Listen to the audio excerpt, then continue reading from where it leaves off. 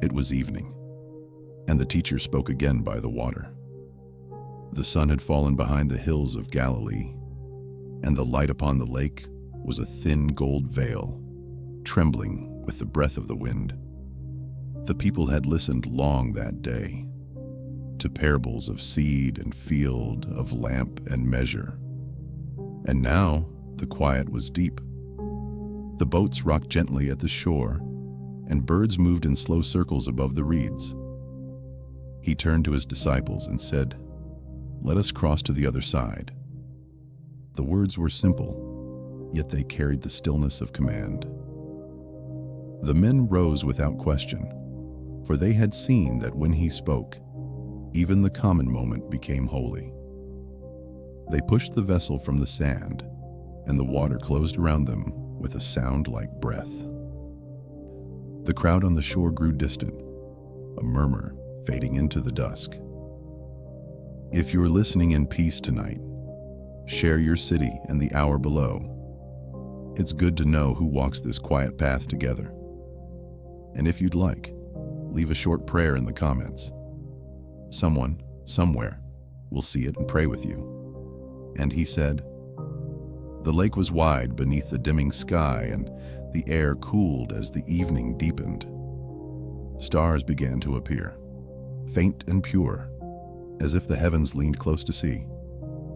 The disciples spoke little, their voices hushed, though their hearts rested, in the rare calm that seemed always to gather around him. They had come from toil and crowds, from the noise of questions and the press of need. Now there was only water and wind and the steady rhythm of the oars.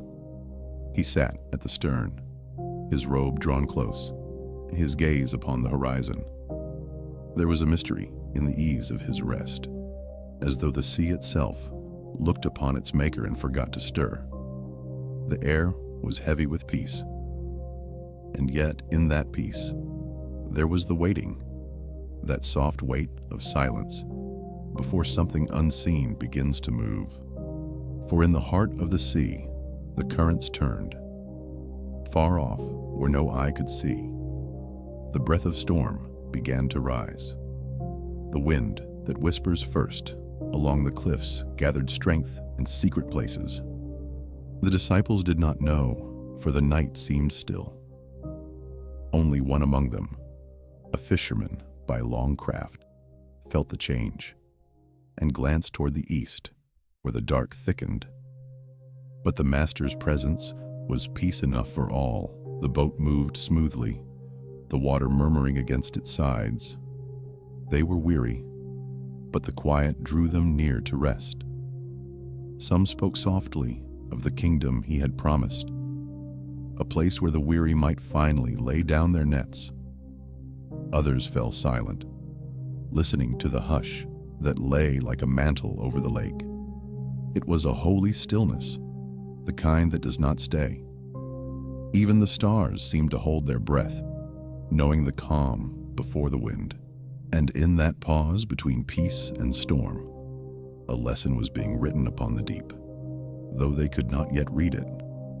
For faith is often formed in silence, before the tempest comes to test its root.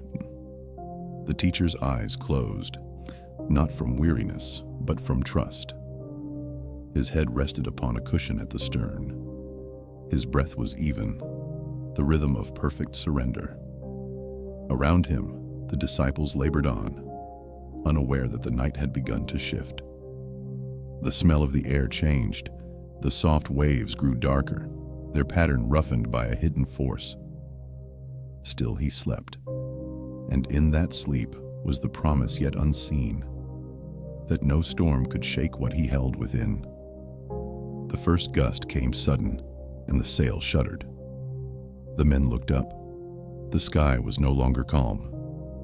The clouds were thickening fast, folding over the moon, and the air grew sharp with the taste of rain. The oarsmen braced, pulling harder, their strength answering fear's first whisper.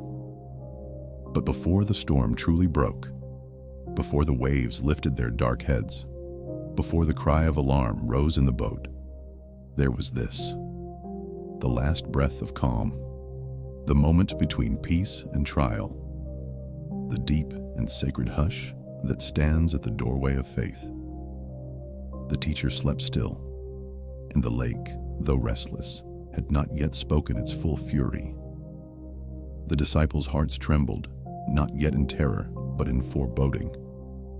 They felt the pull of something vast and unseen, and though they did not yet call upon him, their souls began to reach toward the one who rested in the midst of gathering wind.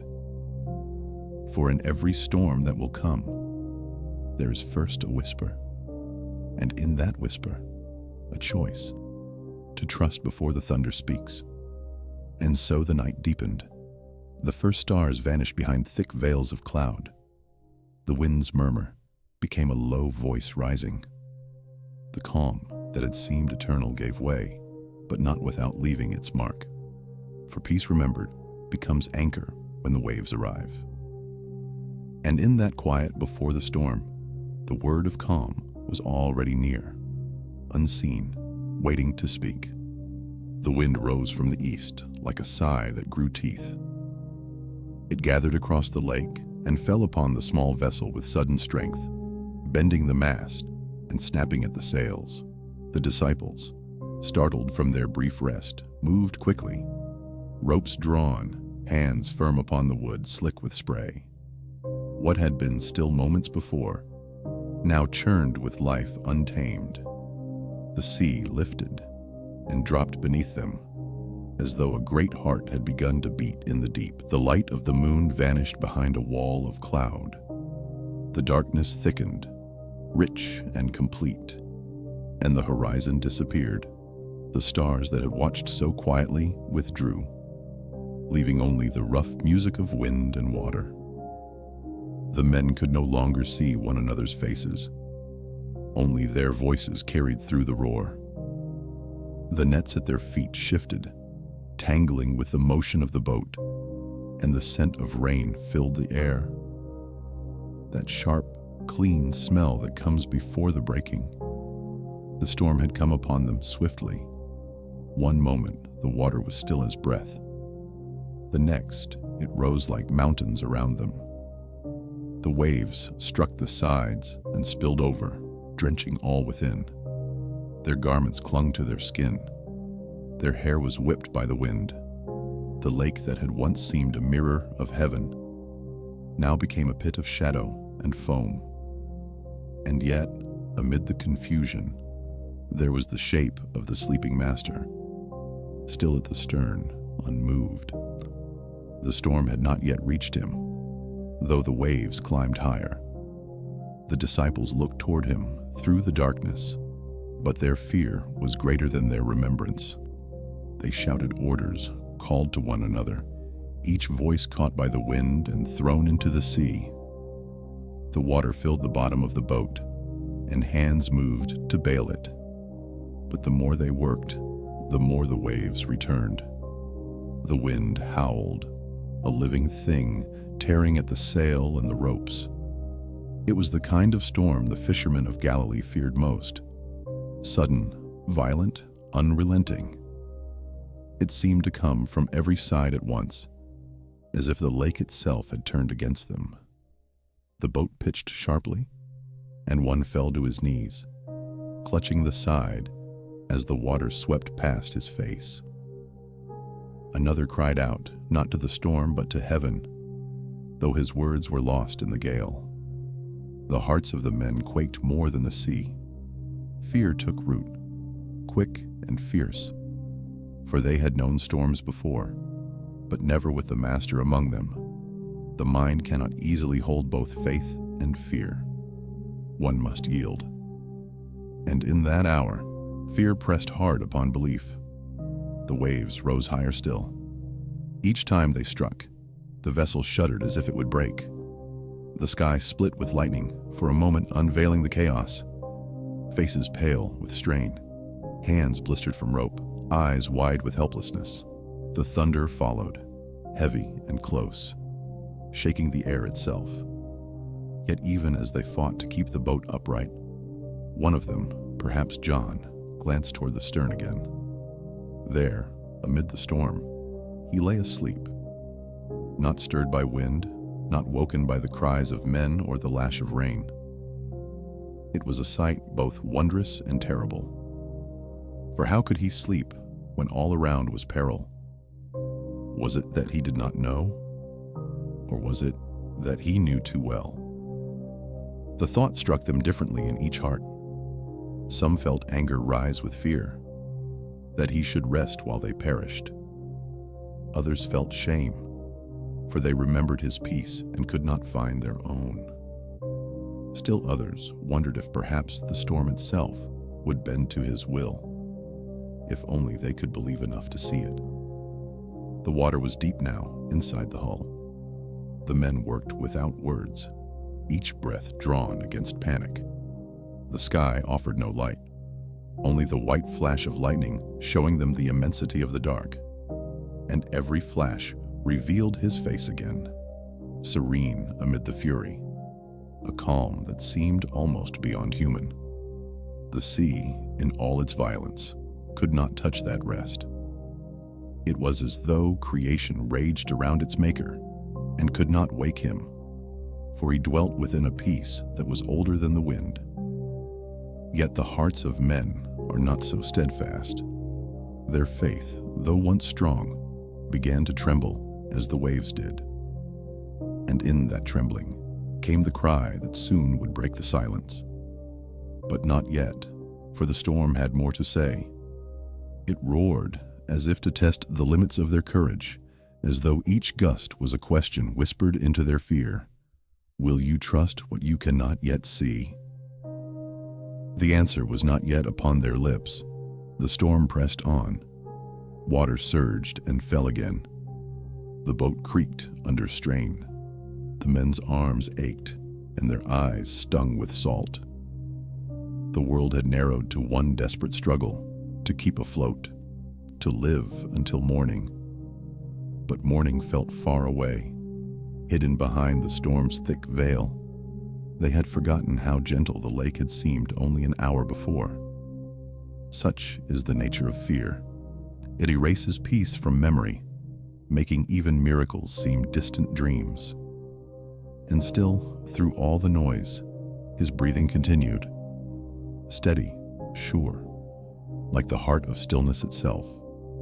The storm might shake the heavens, but it could not shake the one who slept in faith, so the wind rose higher, and the disciples' hearts sank deeper, until all that was left in them was the cry waiting to be born. And though the tempest raged, the word remained, quiet, ready, waiting to speak. The storm had reached its fullness. The lake, once a cradle of peace, was now a heaving wilderness of black water. The wind tore through the rigging like an unseen hand, striking the sail and the mast with merciless strength. The disciples bent low, straining against the ropes, their bodies heavy with exhaustion, their hearts heavier still with fear. Lightning split the sky again, a flash so white it burned their eyes, and in that brief and terrible light, they saw him, the Master, still at rest. He lay in the stern upon a cushion, his head turned slightly toward the wood, his garments soaked with spray.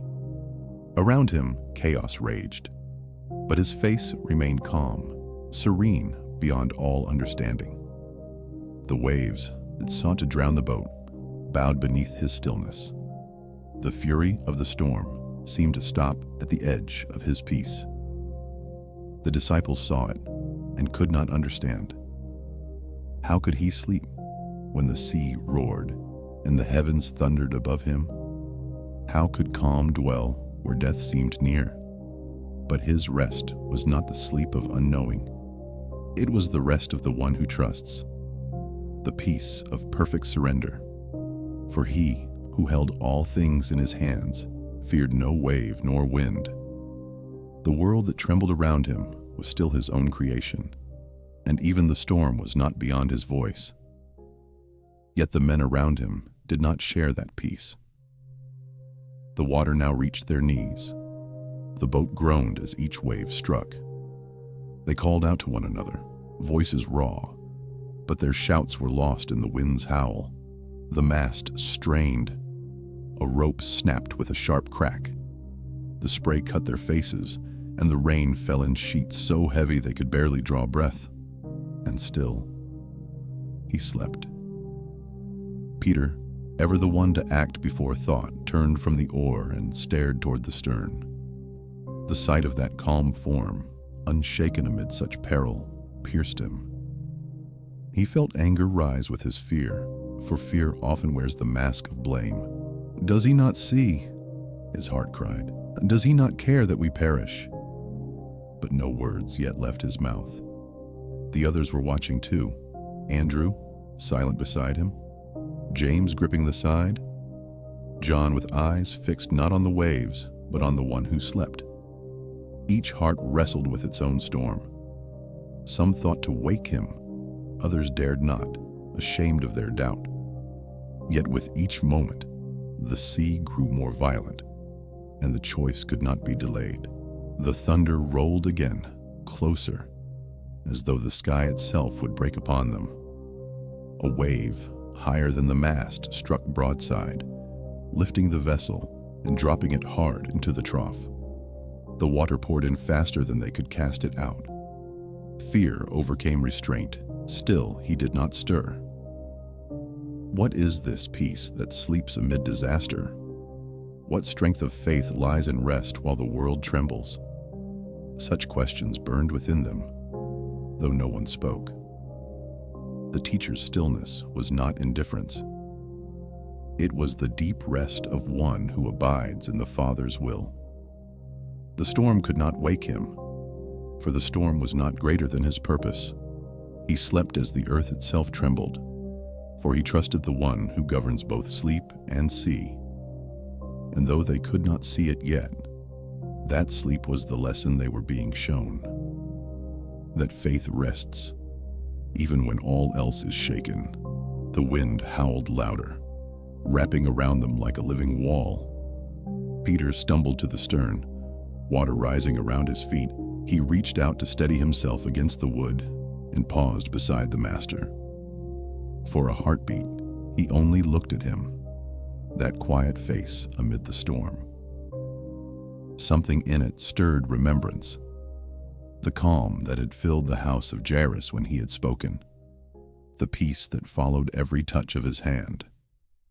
But memory falters in the teeth of fear, and soon only terror remained. He hesitated, then turned back to the others. "We must wake him," he shouted, "or we are lost." The others nodded, unwilling yet desperate. Together they moved toward him, slipping on the wet boards. Their hands trembled as they reached for his shoulder. But before they could speak, another wave broke over them, forcing them to their knees. The boat tilted sharply, and the stern nearly dipped beneath the surface. Still, he slept. In the hearts of those men, the storm was no longer only of wind and water. It was of faith and doubt, of belief struggling against despair. For the tempest outside, a man will pass, but the tempest within must be stilled by a greater voice. He slept on, the embodiment of peace unbroken. The disciples gasped, cried, struggled, and still his rest remained. The sound of the wind was like a chorus without end, yet in its midst was that steady breath, the rhythm of trust in God. They did not know that soon that breath would speak, and the storm would listen. They did not know that the very peace which seemed a mystery would become their deliverance. For in the divine stillness of that moment, heaven was nearer than they guessed. The boat heaved again, casting water over its side. The men clung to the timbers, hearts pounding, and through the roar, one voice broke. Not yet the cry of faith, but the cry of fears that would lead to revelation. But before that cry, there was this, the image of the Master asleep, untouched by storm or fear. The vision would remain with them long after the sea grew calm, a living parable of trust that no tempest could erase, and the waves, rose higher still. At last, the fear ripens into voice.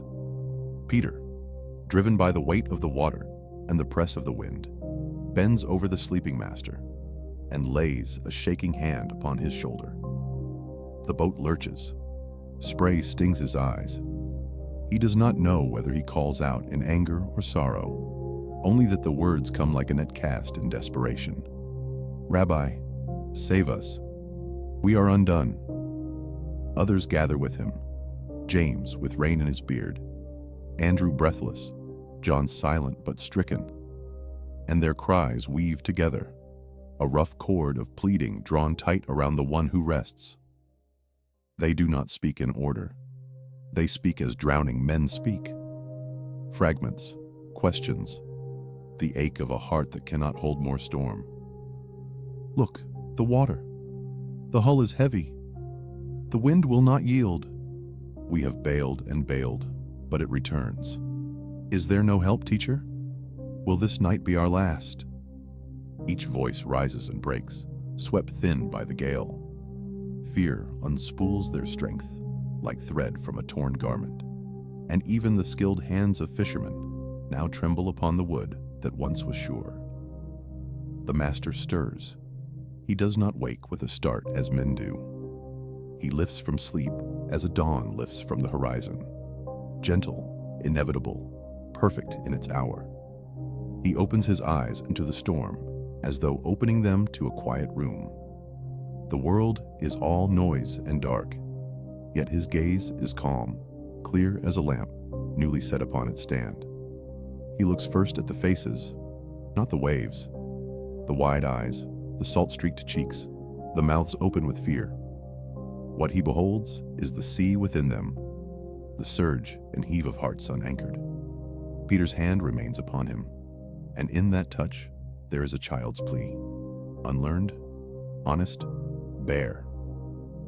"Master," he gasps again, "do you not care that we are perishing?" The sentence breaks upon the wind, but its weight is heard.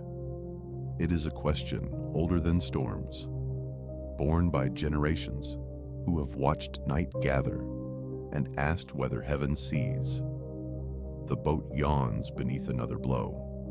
Water slaps against the boards as if the lake would swallow the vessel whole. Matthew, who is less at home on water, clutches the gunwale with white knuckles. His learned words fail him, and there is nothing left but breath and a name. Thomas counts the moments in his mind and finds no sum that ends in safety, yet even doubt turns at last to prayer. Bartholomew, steady as a plumb line on shore, sways, and his steadiness wavers. Even John, whose love is strong, feels its flame bend under the furious wind. The master sits upright. His garment falls in heavy folds. The rain threads from his hair and beard, like dew shaken from the cedars. He does not hurry, for hurry belongs to those who must borrow time. He moves with the unhurried authority of the one by whom time was framed. The stern dips and rises, the mast groans, the ropes sing under strain. But his presence draws a circle of attending peace, thin at first as the rim of a cup, then widening like light upon water. He does not yet speak to the storm. He looks upon the men who have woken him, and in his eyes rests a tenderness that does not scold, but calls. Their fear stands unveiled before him, the fear that forgets the loaves broken, the fevers cooled, the unclean made whole, the dead child awakened, the fear that erases yesterday's mercies as if they were chalk in the rain. He knows this fear. He has chosen to dwell among it, to bear it, to redeem it. Another wave breaks over the bow, harder than before. It sluices past his feet and hammers the hull. The boat shivers. For a heartbeat, all seems suspended between a last gulp of air and the closing of the deep. The disciples flinch, hands flying to rope and rail. The sea roars, as if to drown all voices, even prayer. Yet in the midst of that roar, His face remains the fixed point, the unmoving star by which uneasy hearts may set their course. "Lord," says Andrew, the quiet one, "only say a word." He does not know what word he seeks, whether command to the wind or comfort to their hearts. But he trusts that the right word, once spoken, will find the storm's ear. James bows his head for a breath, feeling the warmth of his nearness even in the cold deluge. Across the small deck, their earlier cries soften into single syllables. "Master," "Lord," "Help," as if the storm has washed away everything but his name. He rises to his knees, then to his feet. The boards under him tilt like a seesaw upon the deep, yet he stands as on firm ground. His hand touches the wet timber, not for balance but as a kindness to the boat that bears them. The wind flings his cloak behind him like a banner, and for a moment, the lightning uncovers the scene. The dark mountains of water, the small vessel like a grain of seed, the men clinging like vines in the blast, and at the center, the man whose calm is older than the sea. Still, he does not speak to the waves. He lets their plea complete its circle. For prayer, like the arc of a swallow over the fields, has its curve. Distress, petition, surrender. They had cried from distress and petition. Now comes surrender. Peter's shoulders drop. The rope falls from his hand. What remains is a look that places his life where it has always belonged. He is the fisherman, yes, but he is also the boy at the shore, called from his nets by a voice that asked for trust. That voice stands before him now. "Master," Peter whispers through the rain, "into your hands." The words, small and low, are the opening in the cloud. They mark the end of striving and the beginning of rest, even before the wind is stilled. The others feel it. Each heart loosens its fist. The storm does not yet relent, but inside them, a hush begins to grow. A hush fragile, as the first light on the ridge of dawn. He receives their surrender, like a priest receives an offering. There is no reproach in his taking, only joy that they have brought what he has always sought, themselves. He turns then, not away from them, but for their sake, toward the black heave of the water. He sets his feet as one who plants a standard upon a battlefield soon to be claimed. And still the storm presses as if jealous, waves piling, wind keening through cord and cloth, the lake lifting its wild shoulders against the keel. The small vessel stands on the knife edge between the deep and the breath. Yet hope draws near, walking like a light across the dark face of the waters, unseen but sure. Their cries have spent themselves. What remains is waiting. They watch him, the way fields watch the sky that holds the rain, with need, with patience, with a hope that has learned not to command the hour, but to receive it. Their bodies still labor, their hands still grip, but their souls lean forward.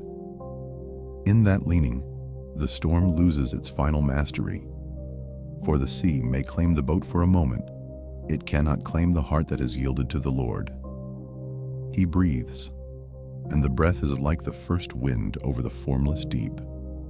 In that breath, the unseen firmness of the Father's will fills the moment.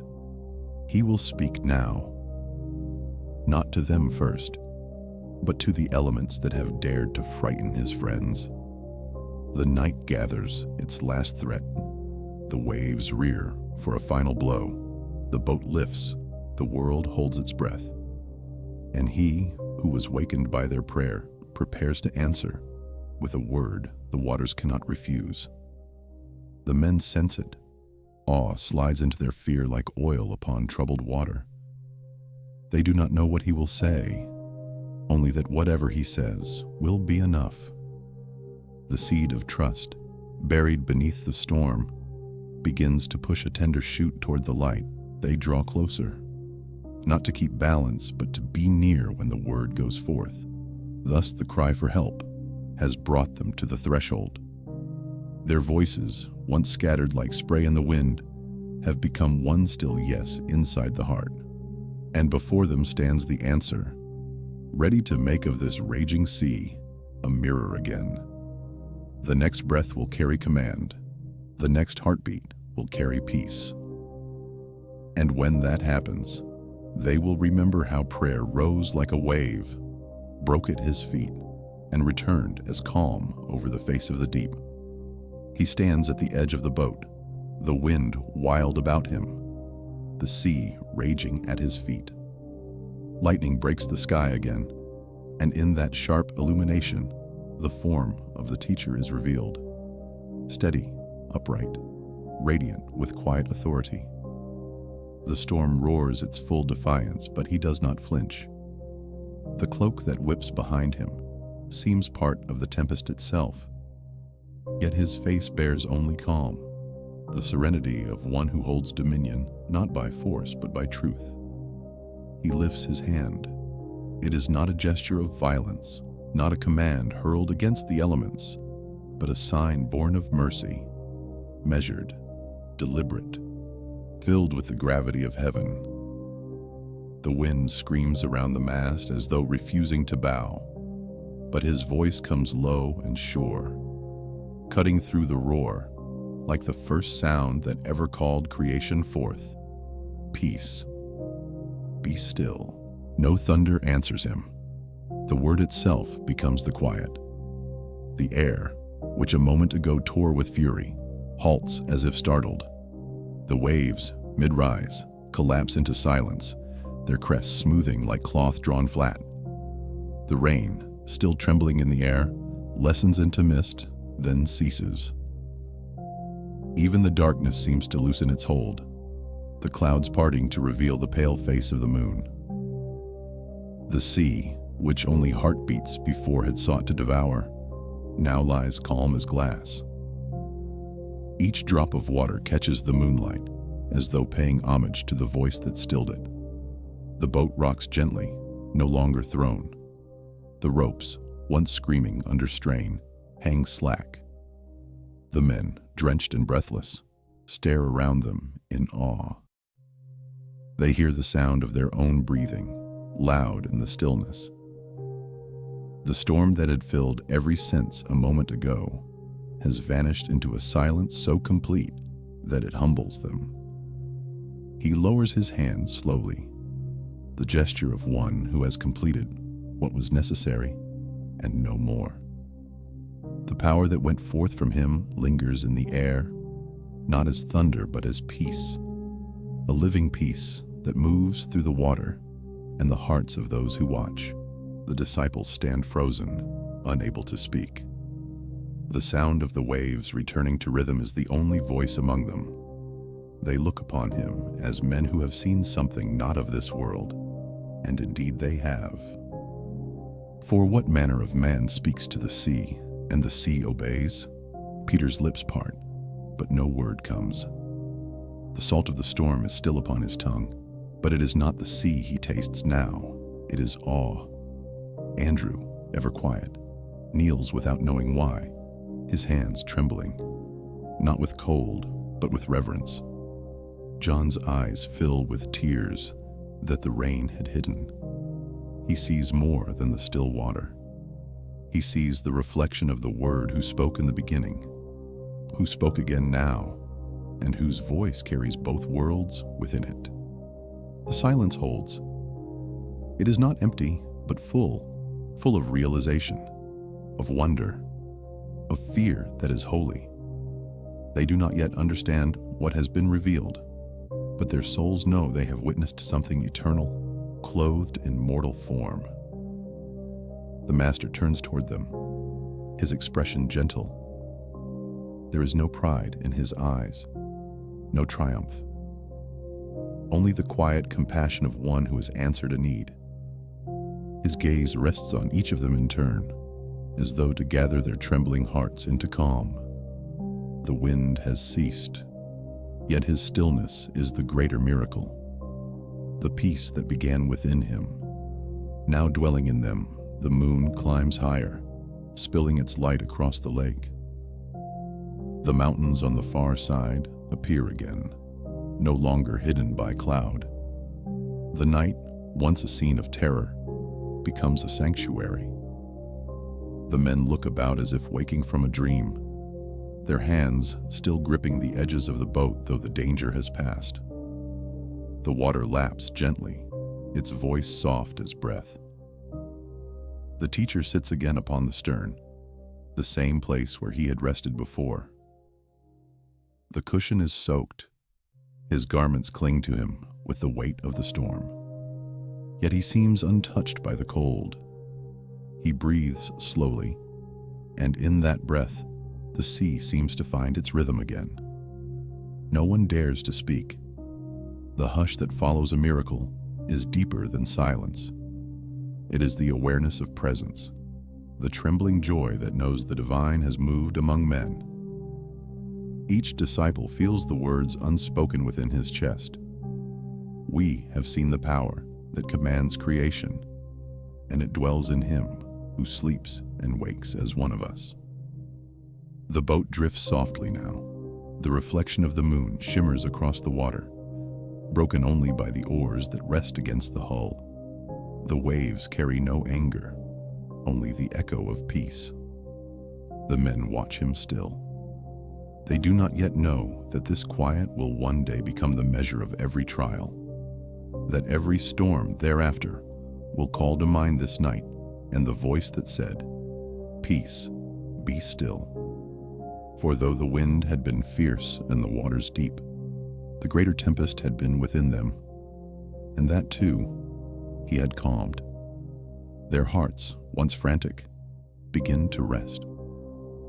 The air smells of rain and wood and the faint sweetness of release. One by one, they breathe again, the breath of those delivered. The fear does not vanish, but it transforms, becoming awe, becoming worship, and in that moment, beneath the still moon and the whisper of the water, they understand what it means for peace to come, not from the absence of storm, but from the presence of the one who commands it. The water lies still, but the hearts within the boat still tremble. Their garments cling to them. Their hands shake not from cold, but from the weight of what they have witnessed. The storm has passed, yet its echo remains inside them, a trembling that will not easily fade. And in that trembling, he turns to them, the light of the moon resting upon his face. His eyes, calm and searching, move from one to another. He does not speak at once. Silence is his first word. The stillness that surrounds them presses deep, the air filled with the soft creak of wood and the faint lapping of the sea. When he does speak, his voice is low, steady, not rebuke, but truth clothed in gentleness. "Why are you afraid?"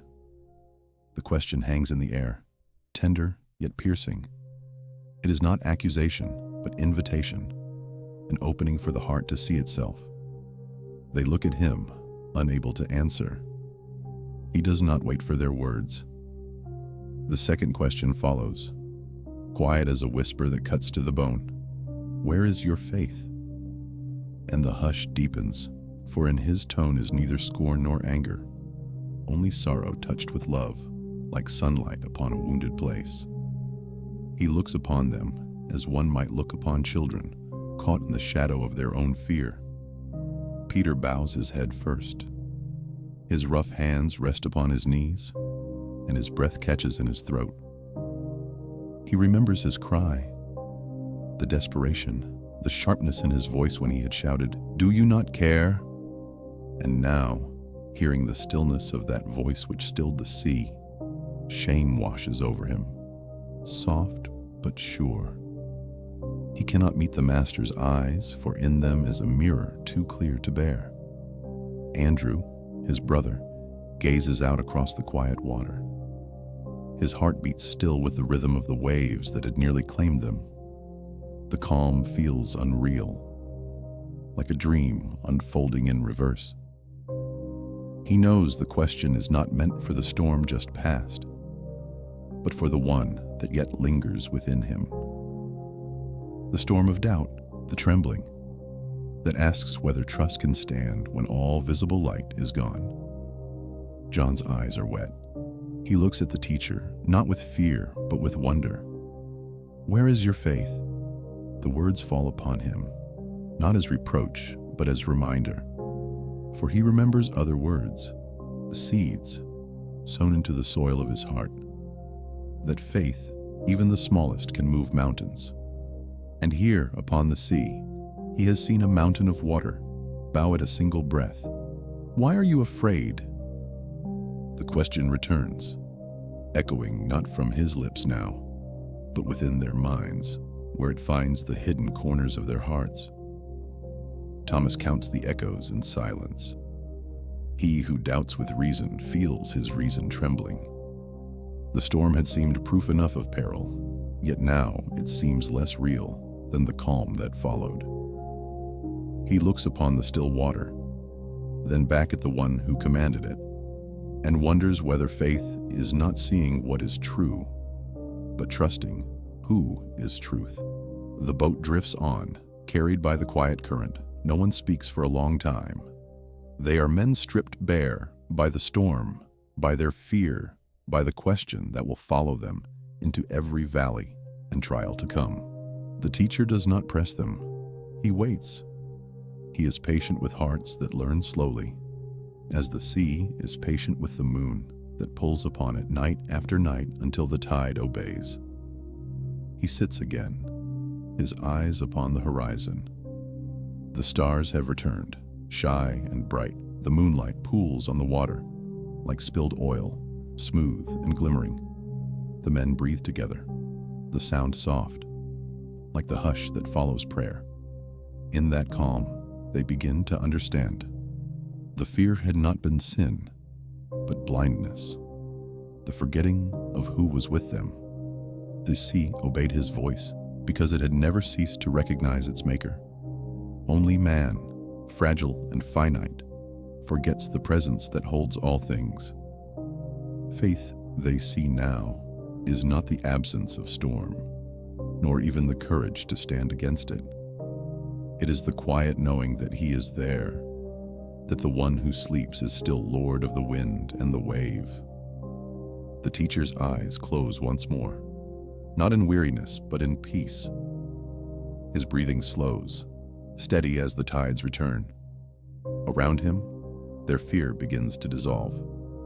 Peter looks at his hands, the same hands that had clung to rope and oar, to the edge of life, and sees that they are empty now, yet steadier than before. The question, "Where is your faith?" still lingers, but it has changed. It no longer stings, it calls. Each man answers it not in words, but in silence, a vow formed in the stillness that when the next storm comes, they will remember. The sea hums softly beneath them, a deep, slow rhythm, like the heart of creation at rest. The stars above seem nearer now, as if bending low to listen. They are small beneath the vastness, yet not alone, for he is with them. The calm within the chaos, the peace that needs no proof. Their fear gives way to awe, and awe gives way to worship. The silence among them is not emptiness, but reverence, the sacred hush that falls when men have seen what words cannot hold. The boat drifts onward, steady once more, and the night around them is gentle again. The storm is behind them, but its lesson is alive within. Faith has been questioned, yes, but also kindled. And as they watch the horizon lighten with the faintest promise of dawn, their hearts, though still learning, begin to rest in the one truth the sea itself has confessed, that the wind and the waves know his name. The hush upon the water lingers like breath after prayer. The lake lies smooth beneath the stars, and the air carries the cool scent of rain and cedar from the distant hills. The men remain where they are, unmoving, each soul turning inward to listen for what the silence might still say. The storm is gone, yet the memory of it quivers inside them, not as terror now, but as wonder too large for words. They watch him. The master sits quietly at the stern, his hands resting upon his knees, his gaze upon the faint glimmer of the horizon. The moonlight finds his face and turns the water beneath him to silver. He speaks nothing, for the sea itself is speaking now, in the soft lapping at the hull, in the rhythmic creak of wood. The disciples do not yet know it, but they are listening to the echo of creation's first morning, when the deep heard its maker's word and was still. Their hearts are caught between awe and fear, between worship and confusion.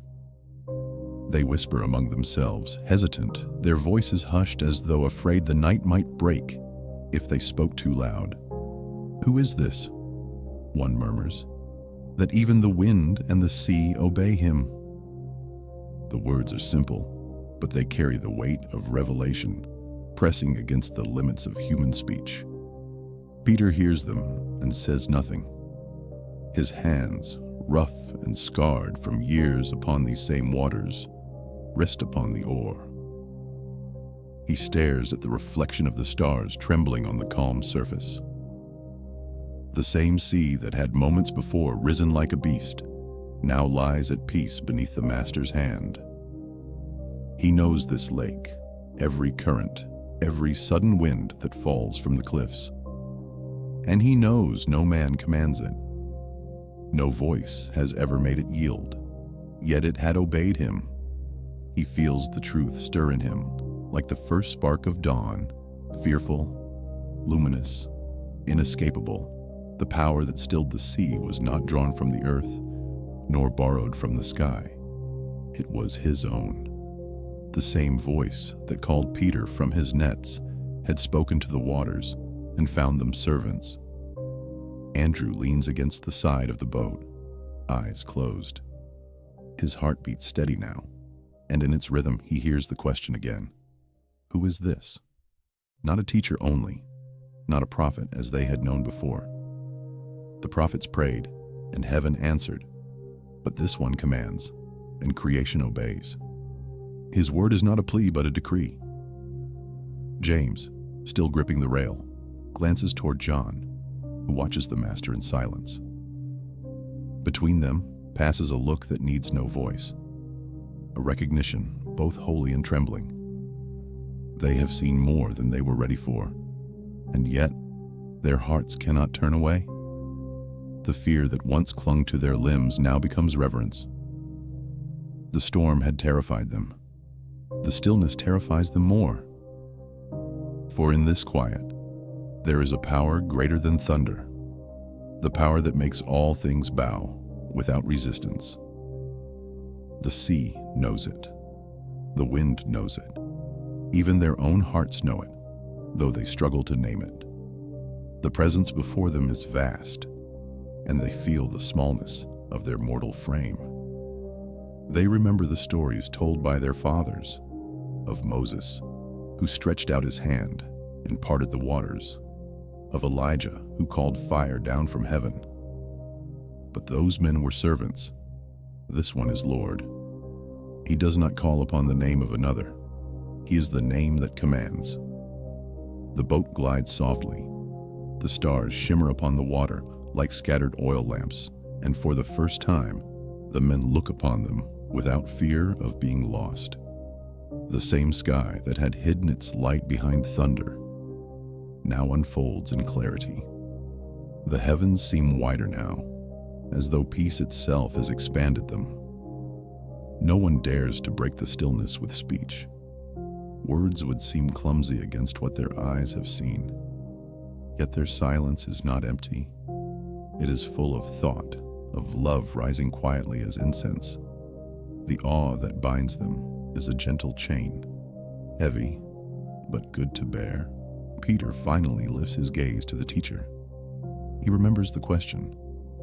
Why are you afraid? And where is your faith? The echo of those words mingles now with his own question. Who is this? And in that union of questions, a new faith begins.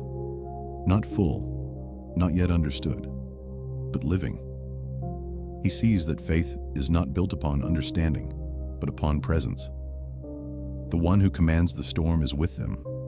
Therefore they will live. The air grows softer. A breeze moves over the surface of the lake. Not wild now, but tender, as if the spirit itself caresses the water it once stirred to wrath. It brushes their faces, cool and fragrant, and the scent of the world renewed fills their lungs. The master rises again, not to command, but to walk among them. He touches a shoulder here, a hand there, not to heal, but to reassure. The touch is simple, human, yet it carries the strength of all that is divine. Each man feels it, and finds that the trembling in his heart begins to quiet. The sea hums beneath them, the sound soft as a psalm. He who made the waters has tamed them. He who holds the heavens holds you also. John lifts his eyes to the stars. They seem nearer now, as though heaven leans low to bless the calm. The moon moves gently across its path, and he remembers the verse sung in the synagogue. The Lord on high is mightier than the noise of many waters, yea, than the mighty waves of the sea. The words that once belonged to the psalm now belong to the moment. He looks upon the master and knows that the psalm has found its face. The night deepens, peaceful and wide. Their boat drifts toward the far shore, the air cool upon their skin. They do not speak again. Each man holds the silence like a lamp within his chest, guarding it against forgetfulness. The question remains with them. Who is this? But now it is no longer fear that asks it. It is wonder. It is worship. It is love, still learning the name of the one it follows. And the sea, now their teacher, repeats the answer with every ripple upon its face. Peace obeys him, for he is peace itself. The shoreline grows out of the darkness like a promise kept. After these things, with the sea laid down and the stars steady above, the boat glides toward the far side. A low, pale seam appears where water meets land, then widens into the first quiet of dawn. The wind, once a beast, is gentle now, moving over the lake with the tender breath of morning. The oars dip and rise without haste. Each pull is a prayer of thanks spoken by weary arms. They are not eager to speak. The silence that follows deliverance is sacred as a temple at daybreak. They watch the light gather in the east while the night withdraws across the hills, and their hearts, worn by fear and astonishment, settle as birds settle into branches after storm. The master sits as before, calm and near, his gaze upon the thin, bright line spreading across the world. The shoreline becomes a slope of grass and stone, then a fringe of reeds trembling with dew. A few wild figs cling to the rise, leaves dark against the paling sky. The water shoals to a clearer color, and beneath it, they can see the smooth stones like a path laid under the surface, guiding them home. The boat's keel whispers against the shallow bed. The vessel sighs to rest. They step ashore, one by one, feet sinking into the cool, wet sand. The land feels strange after the sway of the lake. Firm, faithful, quiet. They stand and breathe as men reborn, and the breath tastes of earth and morning. The smell of cedar comes faintly from the hills, and somewhere unseen a small flock stirs and answers the light with soft sound. Peter lingers at the water's rim, eyes on the gentle wash that folds and unfolds against his toes. The same sea that had risen to swallow now bows as if to bless. He kneels without thinking and cups water in his hands, letting it run through his fingers. The chill of it is not threat, but grace. He remembers how quickly fear rises and how quickly it can be stilled. He remembers the word that quieted both waters, within and without. His heart stores these things like seed to be sown in future fields. John walks a little apart and looks back across the expanse they have crossed. The lake lies vast, no longer a wilderness, but a mirror for the brightening sky. He thinks of the psalm he learned as a child, the one that sings of refuge, of the shadow of the Almighty, as a shelter, of a wing stretched wide over the fearful. He does not recite it aloud. He lets it breathe within him, a hidden hymn. He shall cover thee with his feathers, and under his wings shalt thou trust. The words are a garment of light around his soul. The master steps onto the shore and turns to the lake once more, as a shepherd counts the flock after the dark has passed. His eyes rest on them with quiet approval, and with pity also, for he knows how frail we are, and how quickly the wind in us can rise. He says nothing yet. Words are not always the first food of morning. Sometimes the day requires only presence. They kindle a small fire by the stones, cautious of wind though the air is still. The smoke rises in a thin blue thread that the dawn receives without protest. Their wet garments steam gently. The heat reaches stiffened fingers and loosens them. Andrew sets a little bread upon a flat rock to warm. James draws in close, palms open to the flame as though receiving blessing. Matthew counts nothing. Thomas measures nothing. All their careful reckonings have been quieted by the night's lesson. They eat in silence, and the bread tastes of relief. The master takes some also, breaking it with the same slow grace with which he stilled the sea. When he gives it into their hands, the morning seems to expand. They remember how he fed them with more than grain, when he spoke by the shore at evening.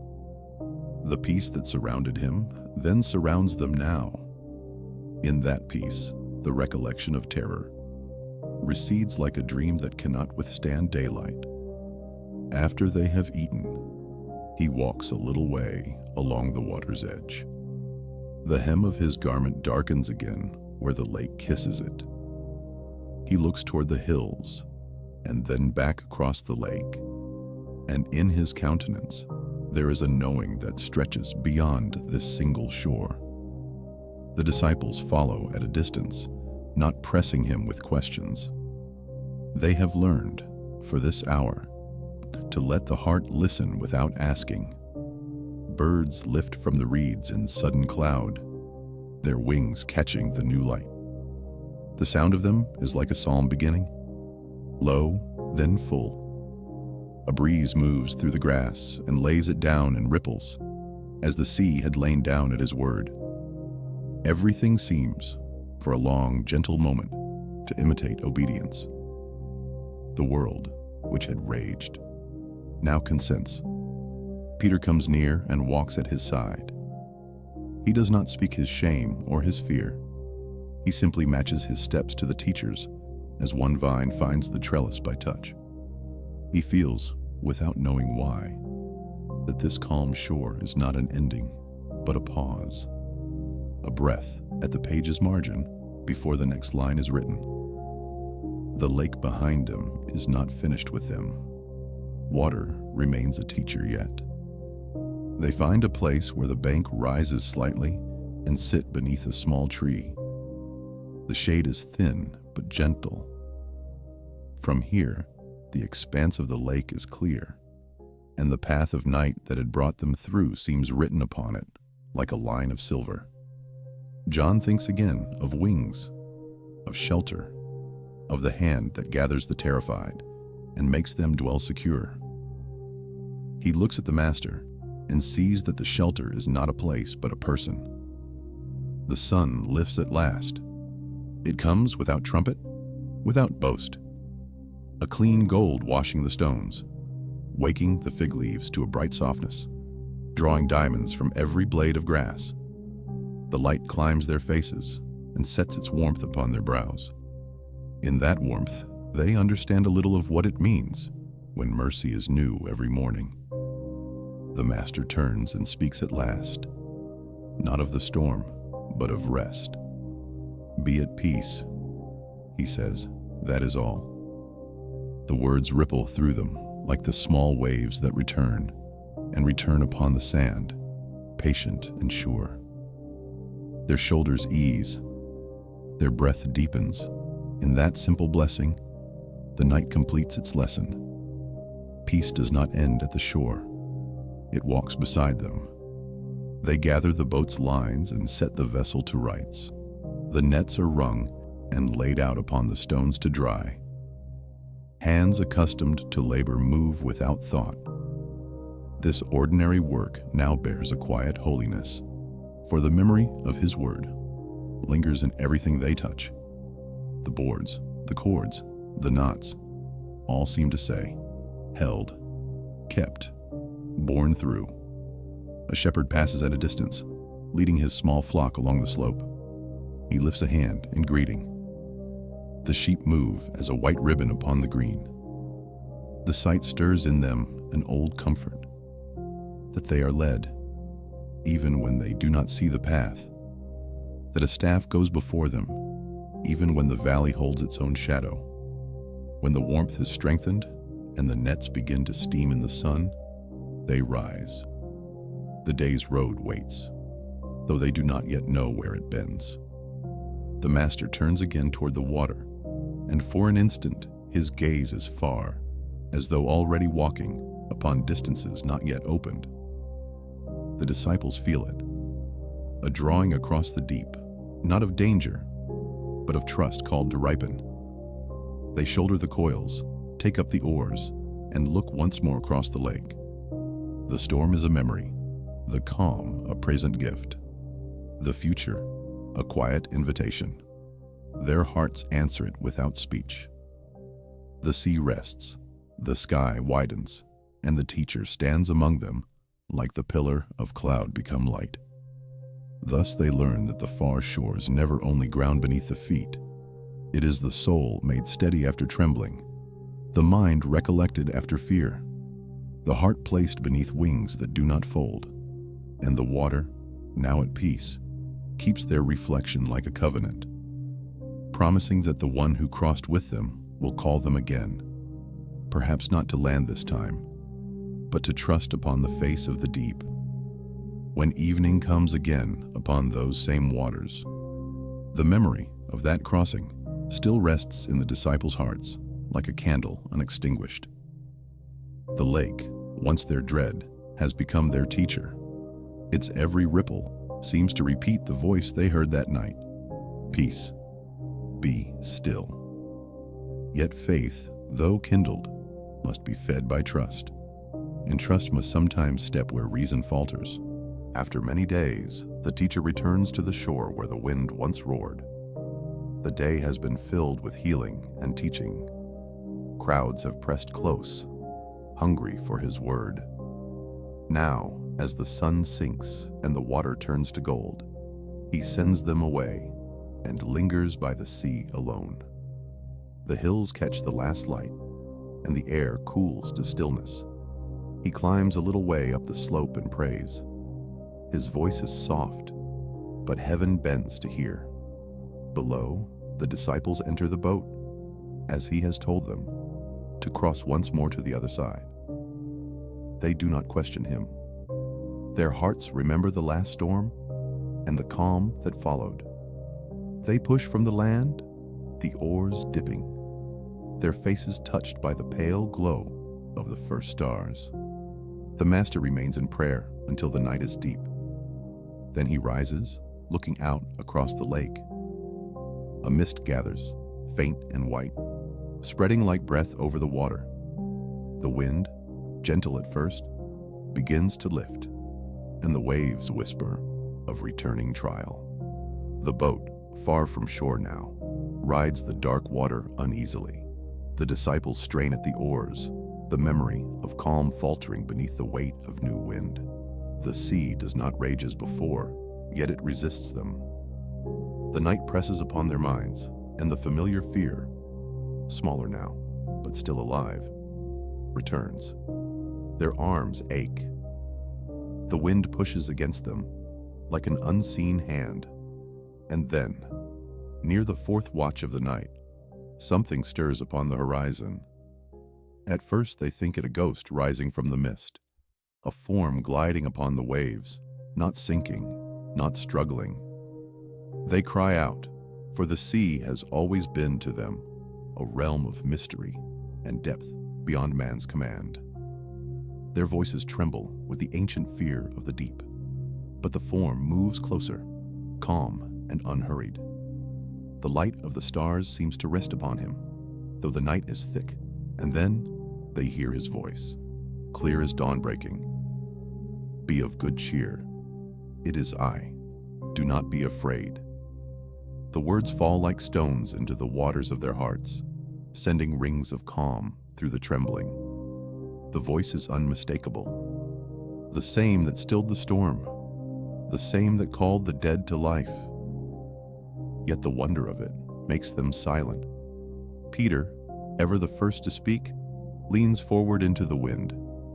His heart leaps, though his reason trembles. Lord, he calls, his voice uncertain yet burning. If it is you, bid me come to you upon the waters. The others turn toward him, startled.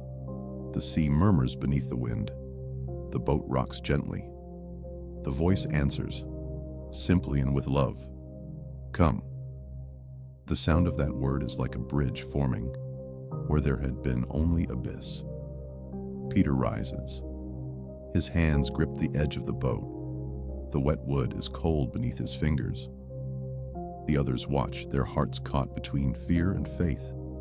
He lifts one foot over the side, then another. The water does not swallow him. He stands, astonished, trembling, upheld by the invisible strength of obedience. The night holds its breath. He takes a step, and the sea bears him. Another, and the wind pulls at his cloak. But he looks toward the master, whose figure glows softly in the darkness. Between them, the water stretches. No longer barrier, but path. Each step is a prayer without words. Each breath a confession of trust. The lake that once roared now serves as witness. The waves beneath him seem alive with quiet wonder, their strength subdued, not by command this time, but by faith's fragile courage. The stars above gaze down, their light mirrored in the ripples where his feet touch. Behind him, the boat waits.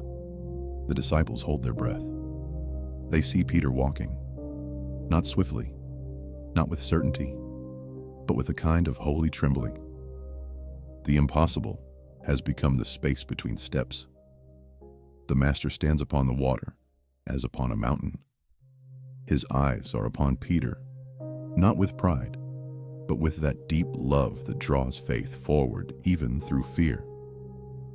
Each movement of Peter's foot upon the surface is like a heartbeat of trust, and trust, once awakened, must walk.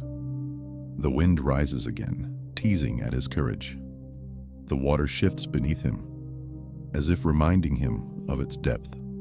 For an instant, his eyes waver from the teacher to the dark around him. He sees the wave more than the word. The fear that had been sleeping wakes. The sea, ever honest, receives the weight of that doubt, and he begins to sink. But before the fall is full, before despair can close its hands, a voice speaks again. Not to the storm this time, but to the heart. Why did you doubt? The words carry no condemnation, only the ache of love that longs for faith to hold. And with them comes the answer, a hand, reaching through spray and shadow, swift and strong. Peter grasps it. The world steadies. The wind falls away. The sea becomes calm beneath them once more. The disciples in the boat behold it all. The walking, the faltering, the saving. Their awe deepens. For they see that faith does not end where fear begins. It endures because mercy meets it there. The Master lifts Peter up, the water releasing him gently. The two stand together upon the quiet waves, the teacher and the taught, faith upheld by grace. They turn toward the boat. The others wait, hearts pounding, eyes wide. They make room as the two climb in, dripping and silent. The moment stretches like the dawn before light. Then the wind ceases altogether, and the calm that follows is greater than before. Not the peace of silence alone, but the peace of trust renewed. And in that stillness, each man knows that the one who commands the waters also calls them, step by trembling step, to walk upon the deep. He stands upon the water not as upon rock, yet he stands. The skin of the lake, drawn tight by obedience, bears his weight like a held breath. His first step is not a stride, it is a surrender, the letting go that places more trust in a word than in wood. Behind him, the boat waits, its timbers smelling of rope and salt, the familiar cradle of his life. Before him, the Master waits, his presence steady as a hill. Between those two weights, Peter moves. He does not look at his feet. He looks at the face that called him. The sea is not his ground. The gaze of Jesus is. Each heartbeat becomes a step, and each step begins where fear would end. The wind presses against his garment, and the garment whispers around his legs. Yet he keeps his eyes where peace is. The water dimples with each contact, like fields bowing under gentle rain. He wonders, not aloud, for breath is precious, whether this is how birds feel when the air agrees with them and bears them easily. The night watches. Above, the stars hang like quiet witnesses. Below, the lake holds its dark and lawful depth, obedient for this little while to a higher law. The oars in the boat are still. The men within it lean forward, hearts suspended. Peter hears none of it. The world has narrowed to the span between his longing and the one who answers it. He remembers nets. He remembers the weight of fish straining against cord, the burn of rope through palm, the throb of shoulders after long labor. Those memories are his language for the sea. But now the sea speaks another tongue, the grammar of trust, in which a verb, come, becomes a path. He steps again. The surface lifts and bears him. The water's cool rises through the soles of his feet, a living chill that is not threat but mystery. He keeps his eyes. That is the whole of it. The face before him is lamp and compass. He recalls dimly the storm that had once swallowed their courage. He recalls the voice that unmade it. He does not recall the mathematics of drowning, the measure of distance, the many reasons why this cannot be.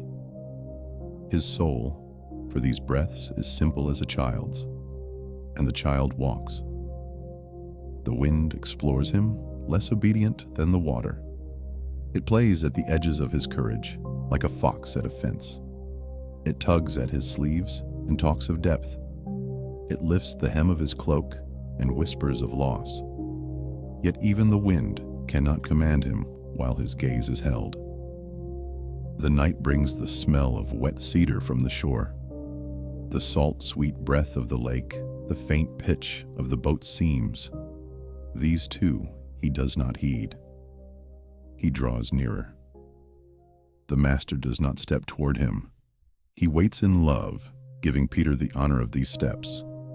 There is joy in his eyes, not the noisy joy of triumph, but the deep gladness of a gardener who sees a tender shoot rise straight from soil, reaching exactly as it was made to reach.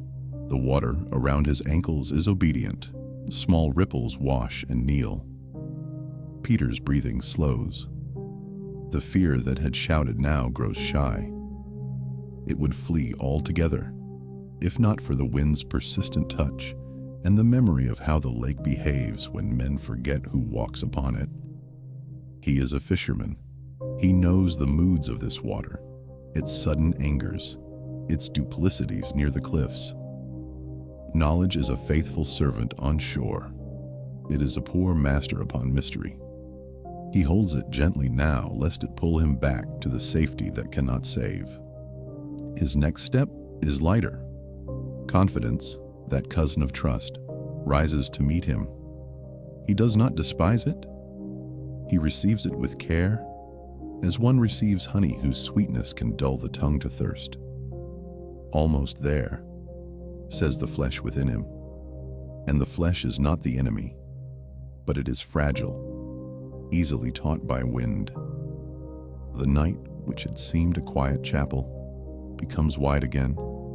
The distances loom. The boat behind seems smaller. The water beneath remembers how deep it is. A gust moves across the lake with more intention. It is not violent, only insistent. The way a question is insistent that demands an answer. Peter's cloak snaps. The surface against his feet trembles like a bird in the hand. Something in him flinches. Not fully, not yet, but enough that his eyes quiver from the lamp of the master's face to the black gloss at his feet. That glance is short as a sigh, yet it is long enough to learn the old lesson. What we behold, we begin to believe.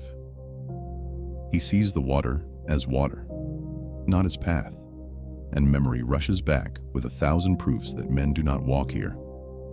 He half turns his head toward the wind, meaning only to brace, to measure, to be prudent. But in faith, prudence often wears the clothes of doubt. The cool firmness underfoot loosens by a whisper. He feels the lake reclaim its honesty. The word he had walked upon is still strong before him. Yet the weight of his notice shifts, and notice is heavy.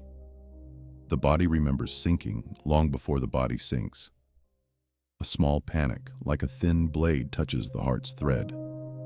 He inhales sharply. The boat creaks behind him. He hears it now. Hears their breath, their little cries, the scrape of wood, and the chorus of earth begins again. He looks back to the face, but the eyes are not yet settled there. They travel for a dangerous heartbeat, between wave and word, between what threatens and who saves.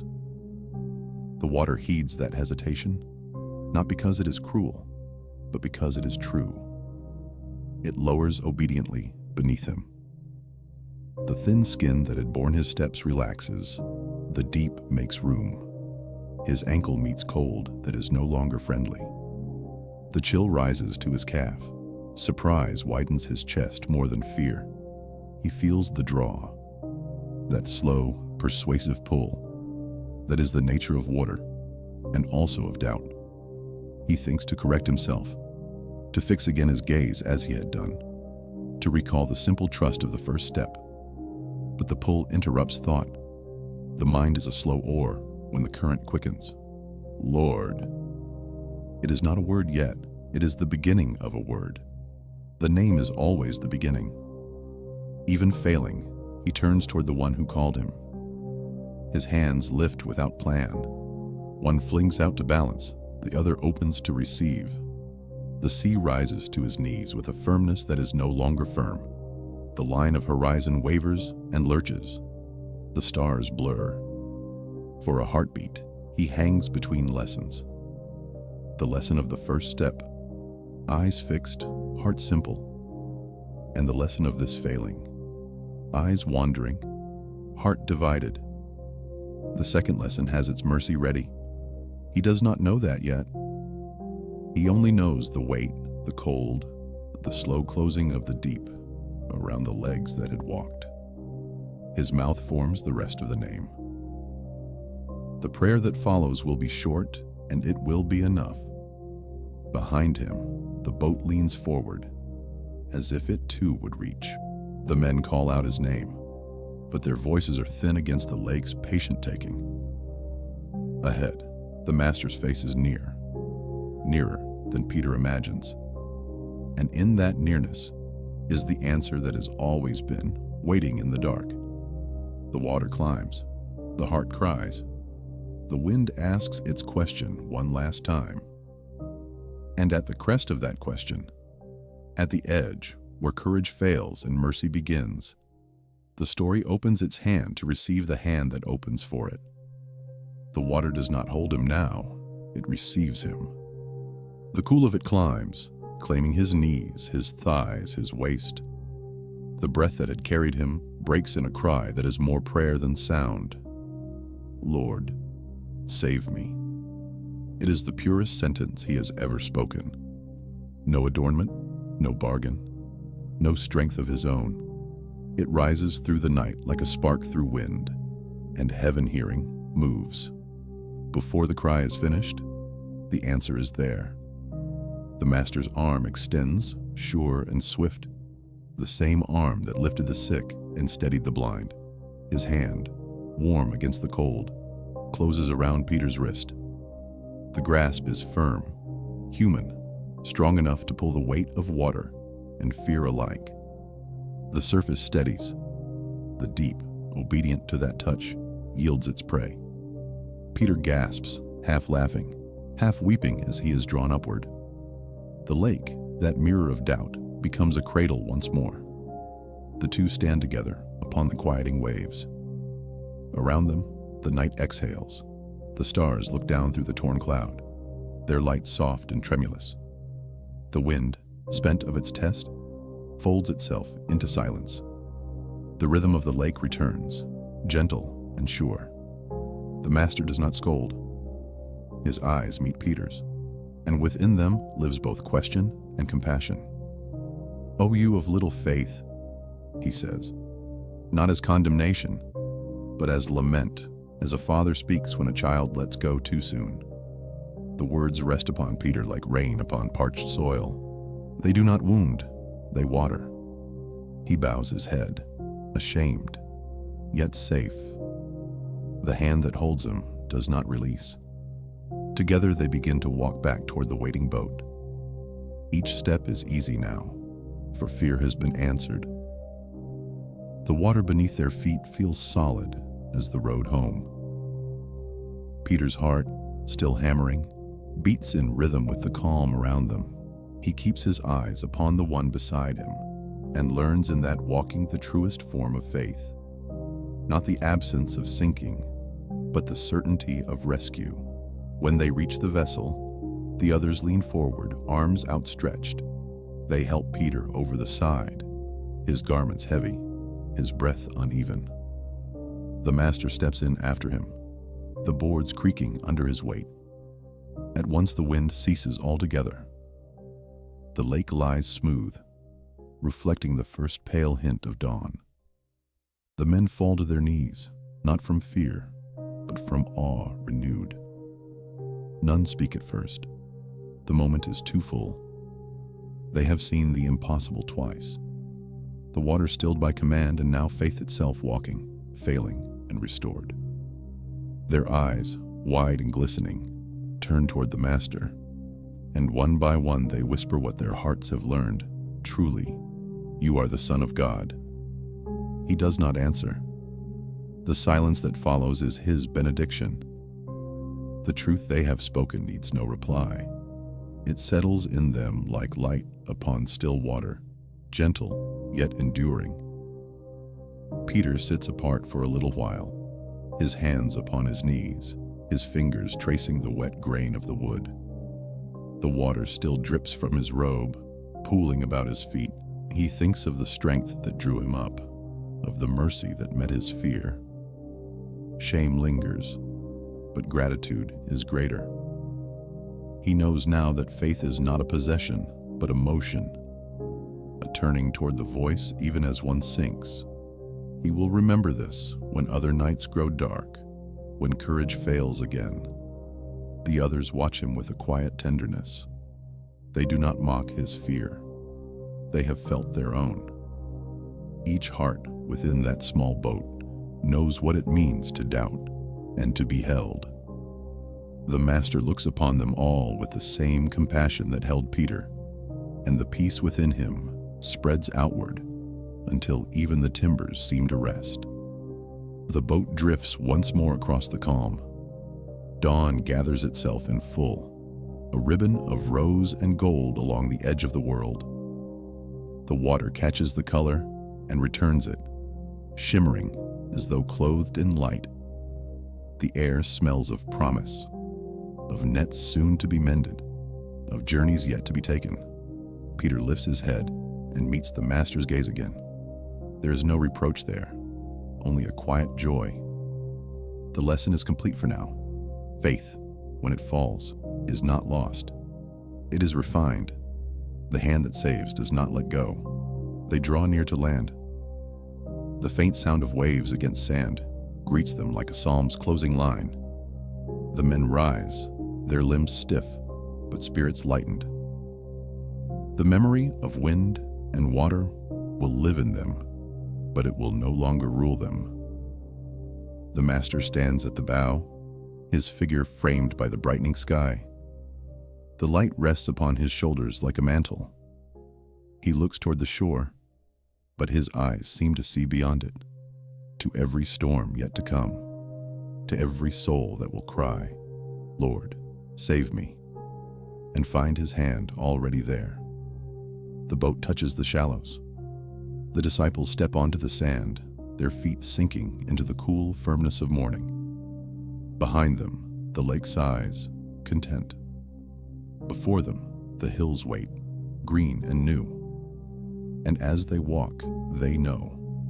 The same voice that called peace over the waters as calls peace into them.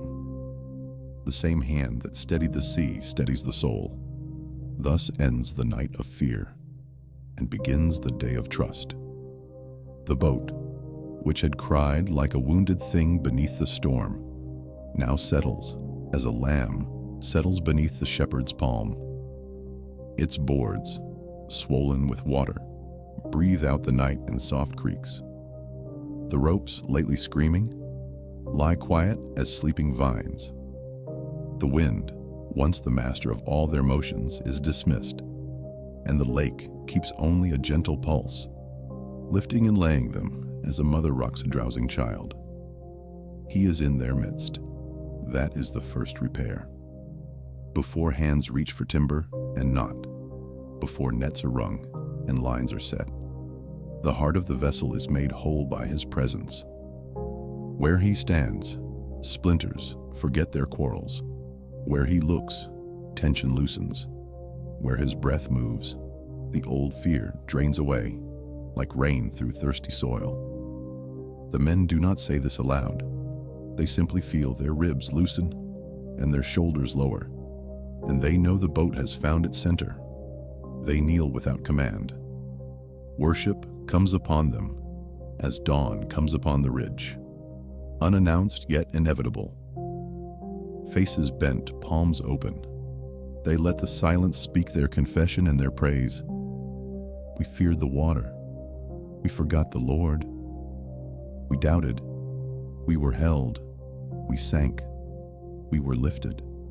Truly you are the Son of God. The words pass among them in whispers, then in tears, then in quiet that is deeper than words, until the little hull is a sanctuary, and the lake is the nave, and the sky is the vaulted roof where stars have lately prayed. He receives their worship as a well receives the stream, without noise, without thirst, complete. He is not enlarged by their praise. They are. He does not shine because they bow. They rise because he is light. He moves among them, touching brow and shoulder, and the touch is as ordinary as rain and as holy as fire. Where his fingers rest, fatigue becomes patience, and shame becomes gratitude, and trembling becomes song. Then the work begins, as worship often begets work. Andrew gathers the coiled lines, straightening them with the old fisherman's care. James tests the lashings. Thomas checks the mast with a palm that measures the world by feel. Matthew rings a net, water ribboning from its knots. John lifts the jar and finds. to his slight astonishment, enough to share. They speak little. The sound of labor is the psalm they sing now. Soft thuds and drawn knots. The slip of wet rope. The breath of men who have remembered their place. Stewards, not masters. Kept, not cast off. Peter pauses at the thwart and lays both hands on the beam as if on an altar. The wood is familiar, scar-grooved and salt-sweet, the old friend of his nights. He thinks of how easily he trusted timber, and how quickly he doubted water, and how both yielded to the same Lord. He does not promise great things. He asks small mercies, steadier eyes, quicker prayers, the courage to let go sooner and be held sooner. These are Netmender's petitions, stitched along the edges of his soul. The boat, by such ministrations, remembers itself. It sits truer in the water, straight and ready. No longer the tossed house of fear, but the quiet craft of purpose. Its purpose is not grand. It will carry them where he sends. It will bear bread and tired bodies, and the dust of many towns. It will receive his words at evening and give them back to the shore. A humble vessel made holy by who rides it. This is enough. He sits again at the stern, where the pillow had cradled his sleep, and the storm had sought to crown itself. The place of peril becomes the place of peace. He takes the jar that John offers and drinks, then passes it on. They share as men who understand now that all sharing begins in the hand of God. The water tastes ordinary and miraculous at once, for survival makes even simple gifts shine with the brightness of their giver. No one speaks of the storm as an enemy to be cursed. They speak of the mercy that ended it, for grace teaches the tongue a new grammar. Not complaint, but remembrance. Not dread, but blessing. They rehearse in little phrases what his voice has done, when he stood, when he raised his hand, when he said. And each recollection threads them closer, a cord of many strands woven around a single name. The horizon warms. Dawn is a slow garment laid upon the water. Light climbs their faces and shows them to one another as brothers, wet, exhausted, mended. They smile the small, honest smiles of men who have seen the inside of death and found, instead, a door.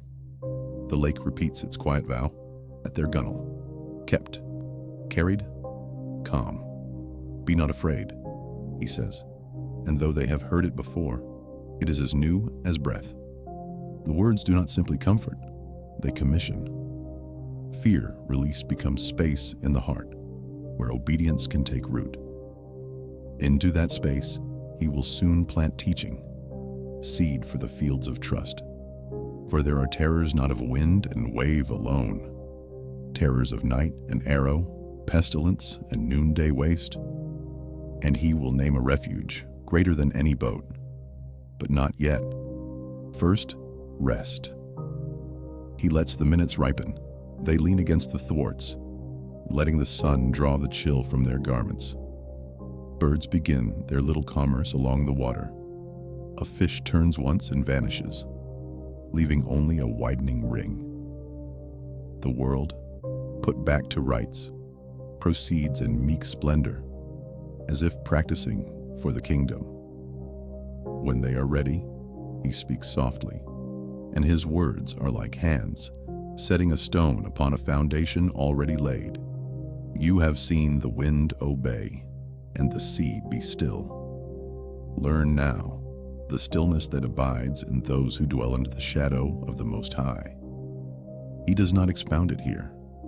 He plants the promise, and the promise will open in its hour beside the shore. The men keep the phrase as shepherds keep a lamp for night travel. They put their backs to the oars, not because necessity drives them, but because love delights to serve. The blades bite and lift. The boat answers with a forward sigh. He sets the course with a look, and the lake, docile as a well-trained beast under its master, bears them where he wills. The distance to shore is not far, yet the journey is long enough to seal the lesson in muscle and mind. Strength that had failed is now guided. Skill that had panicked is now at peace. As they near land, the reeds begin to tremble with light. A strip of sand glows pale as fresh bread. The keel kisses bottom.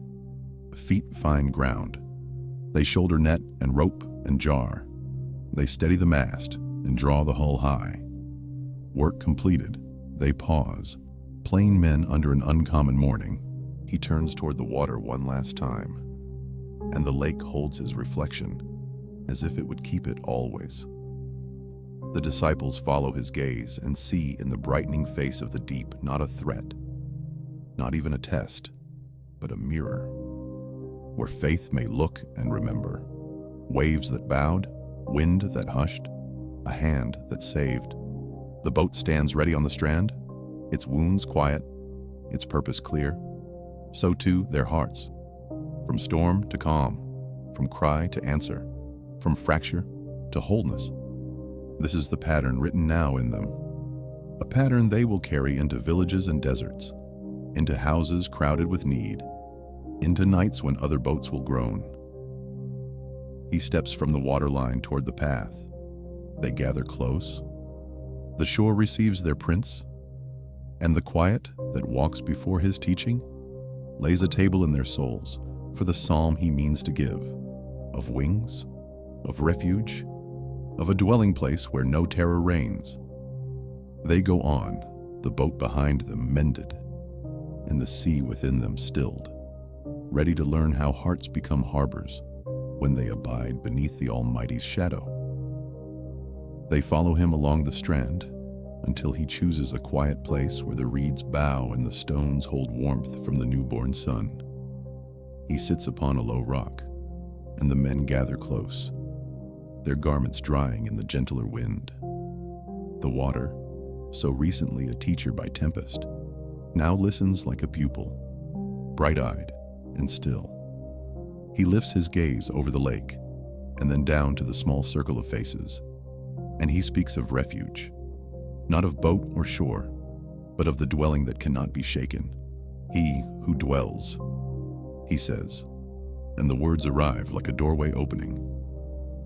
He who abides under the shadow of the Most High finds rest. The sentence is simple, yet it carries them farther than oars can carry. They feel the hush that follows holy speech, as though wings not seen have spread above them. He does not raise his voice. He lets quiet do the work, the sound of the waves and the breath of the disciples becoming the soft music beneath the promise. He goes on. He will say of the Lord, "My refuge and my fortress, my God, in him I trust." As he names the fortress, the men glance, almost shyly, at the repaired boat. Then they look back to him and understand that timber is kindness, but not sanctuary. Shore is gift, but not stronghold. The stronghold he names has no walls of stone, and yet cannot fall. It is a place, and it is a presence. It is shelter, and it is the one who shelters. They lean in. The storm has prepared their hearing. He delivers, he says, and their hearts answer amen before the tongue can. From the snare set in secret, from the ruin that walks without footfall, the images gather, the hidden trap, the unseen sickness, and they know these terrors without needing names. For every man has felt the net he did not see, and the breath that seemed to fail in a room where no wind moved. He names their fears gracefully, like a physician touching a wound without breaking it open. And he will cover thee, he says, and the shore itself seems to bow. With his pinions he will cover thee, and under his wings shalt thou trust. The words are warm as feather and strong as bone. A bird lifts from the reeds at that moment, as if obedient to the sentence. Its wings catch light and fold into the sky. The sight seals the teaching in their memory. They picture not escape, but nearness, not flight, but folding in. The small pressed safely beneath the great. He speaks of shield and buckler, truth like armor, faith like a wall that cannot be pierced. The men know shields. They have seen soldiers along the roads. But the armor he describes is not hammered by men. It is given by the God who is himself defense. They listen, and the fear of the night behind them becomes a story rearranged by promise. The arrow that flies by day, the terror that breathes in darkness, the pestilence that walks like a shadow at noon. All are admitted as real, yet none are crowned as Lord. He looks into their eyes as he lists these things, and he is tender. For he knows the frailty that tenses the jaw, the quickening that betrays worry beneath brave words. He does not shame them. He gives them language with which to pray before fear has time to find its full voice. You shall not be afraid, he says. And the sentence is not command alone. It is a gift placed gently in the open hand. They receive it. Andrew exhales as though he had been holding his breath since the first gust of last night. James straightens like a rope uncoiled. Thomas, who measures, sets down his inner weights for a moment and allows comfort to be measure enough. Peter's fingers, which have curled as if still gripping water, uncurl. The promise finds them where they are and makes of that place a small sanctuary. He speaks then of numbers that stagger the mind, 1,000 falling beside, 10,000 beyond, and of preservation in the midst of it. Not that trouble will not rise, it will, but that in the rising, the hand that holds the soul will not loose its grasp. Their eyes widen, not in dread, but in a chastened awe that knows holiness when it draws near. Because you have made the Lord your dwelling, he says, and the phrase turns their thought from rescue to residence. A dwelling, not a visit, not a threshold, crossed only at extremity, but a life lived within the nearness of God. The sun warms their shoulders. The image warms their hearts. To dwell is to wake and sleep beneath the same roof, to labor and to rest in one embrace.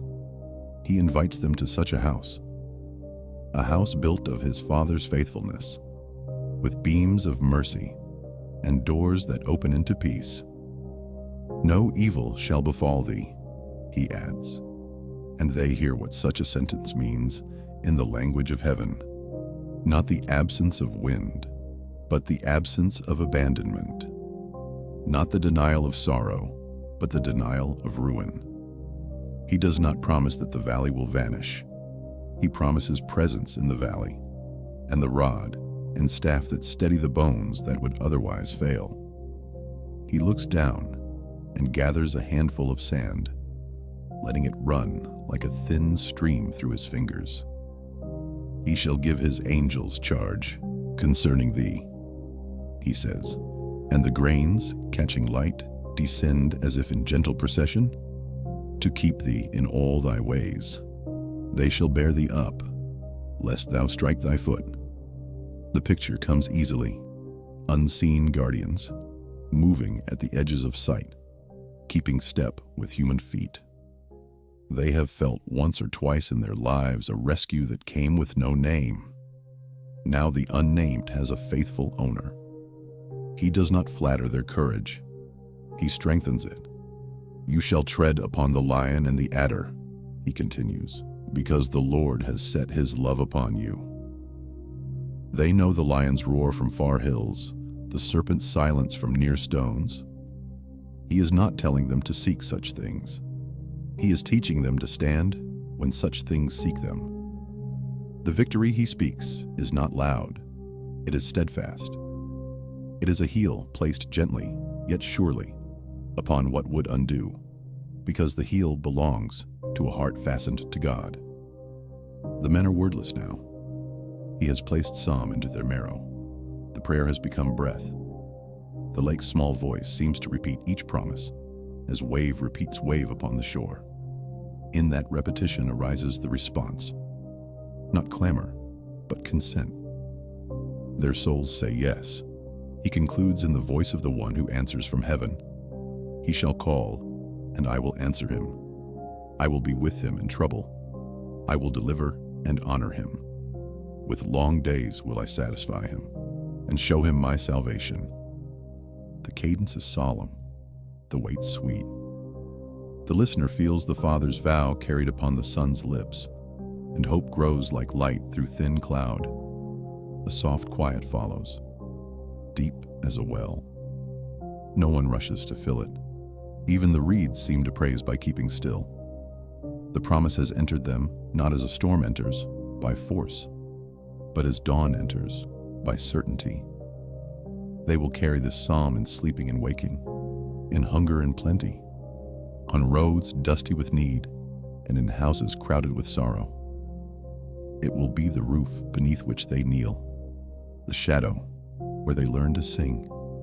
He rises. The shade of the small tree shifts, laying a cool band across their feet. The lake brightens as the sun lifts higher, and the path along the shore opens before them, like a scroll unrolled.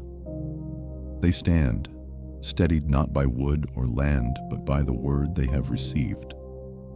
And as they gather their few things and turn to walk, the resonance continues, gentle and strong. The Almighty spreads his wings. Those who dwell beneath shall not be left to the terror of night nor to the arrow of day. Faith, tested by water and taught by promise, will learn to tread where lions crouch and serpents coil. And the voice that answers will be near when the cry rises again. Thus the teaching of Refuge becomes a lamp for the next steps, and the shore, still bright with morning, leads them onward toward the deeper shelter he will soon describe. He does not leave the promise's distant sky. He brings it low, like shade cupped in a shepherd's hand. After these things, he walks a little farther along the shore, and the men follow, their steps softened by the sand. The reeds whisper in small litanies, and the lake returns the sun in slow glitter. He speaks again, not of storm now, but of wings. The nearness of the Most High, drawn in the language of tenderness and might. Under his wings, he says, and the image gathers itself in their hearts. A hen in the yard of childhood, drawing the small beneath her breast when shadow passes. The great bird on the cliff, casting a vast circle of shelter over fickle winds. The psalm they learned in narrow beds under low roofs, repeated until sleep. He shall cover thee with his feathers, and under his wings shalt thou trust. He lets the words rest. He would have them live, not as picture only, but as place. He draws in the sand with a finger, a line curved like a wing's edge. There is danger, he says, that belongs to every hour, by night and by day, in the open path and in the hidden room. He does not speak to frighten. He names what they already know. Night bears terrors, thoughts that swell in the dark, footsteps that are only wind, the old guilt that returns with long shadows. Day bears arrows, sharp words, sudden accusations, glances that wound, needs that pierce like points through thin cloth. He speaks also of pestilence, the wasting that moves without sound, the fever that visits unannounced, the fear that breathes from mouth to mouth. The men bow their heads. They have seen these things, felt their chill. And yet, he says, the words rising like a lamp within a window, the one who dwells does not dwell in fear. Dwelling, he had given the word, and now he turns it in the light so they may see its facets. To dwell is to remain, to return again and again to the same sure nearness, not as stranger but as child. The shadow of the Almighty is not a passing cloud. It is a roof. Faith does not pace the courtyard, wondering if the door will open. Faith learns the sound of hinges made for welcome. He tells them of the wing's two gifts, warmth and shield. Warmth for the cold that comes even to faithful bones. Loneliness, labor's weariness, the ache of being misunderstood. Shield for the blows that arrive without warning, for the gossip that hunts like a hawk, for the sudden lack that empties the basket. Truth shall be thy buckler, he says, echoing the psalm, and they see it. Truth not as weapon against men, but as breastplate against the prince of lies. The truth of who God is, the truth of who they are when they are his. A wind comes over the water, not harsh, not idle. It moves through their hair and garments as if to show the shape of unseen shelter. He lifts his hand into it and lets the air press against his palm. The wing is strong, he says softly, strong enough to bend the wind and teach it gentleness. The disciples remember the night when word bent storm to silence. Now they are invited to live daily under the strength that needs no thunder. He speaks of numbers again, not to boast, but to magnify mercy.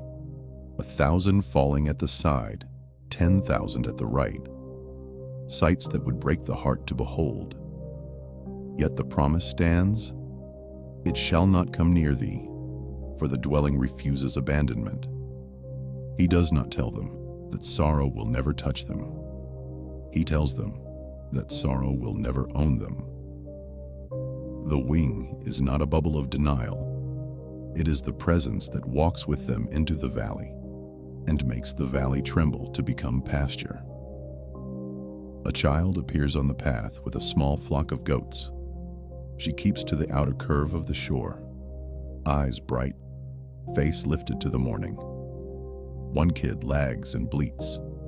She bends and gathers it with arms that are sure beyond her size, tucking it to her side and moving on. The sight is brief and passes, but it roots the image in earth. John smiles without speaking. Peter's breath loosens. The wing is not far. It has the strength of these ordinary arms, multiplied by the mercy of God. He turns to them more closely now, and the tone deepens as when a psalm enters its vow. Because he has set his love upon me, I will deliver him, he says in the name that is more than his own mouth. It is the Father speaking through the Son, and the men feel the weight of it. Not burden, but the sweet gravity of a promise that does not slip. Love set. Not wandering affection, but a fastening of heart, a staking of life at the threshold of God. To set love is to tether fear, to say to the soul, here is your house. Do not roam with every rumor. He speaks of angels again, and their faces lift. They shall bear thee up, he repeats, and the phrase fits the memory of last night, where hands and mercy lifted from the dark. Angels. Not curiosities for idle talk, but servants of the Most High, light-footed guardians who carry the Father's will along the roads of men. The disciples do not try to see them. They are content to be seen by them. That is trust. To walk as if watched by kindness. He does not flatter boldness. He grounds it. You shall tread on lion and serpent, he says, and then adds the heart of the matter, because he knows my name. Not the naming of syllables, but the knowing of character, the name that is faithful, merciful, near to the brokenhearted, slow to anger, and rich in steadfast love. A foot educated by that name learns a tread that does not hurry and does not flee. It is not noisy, it is steady. The lion's roar becomes background. The serpent's hiss becomes a small sound under heel. The men breathe as one. The teaching settles not only in mind, but in marrow. Terror by night and arrow by day.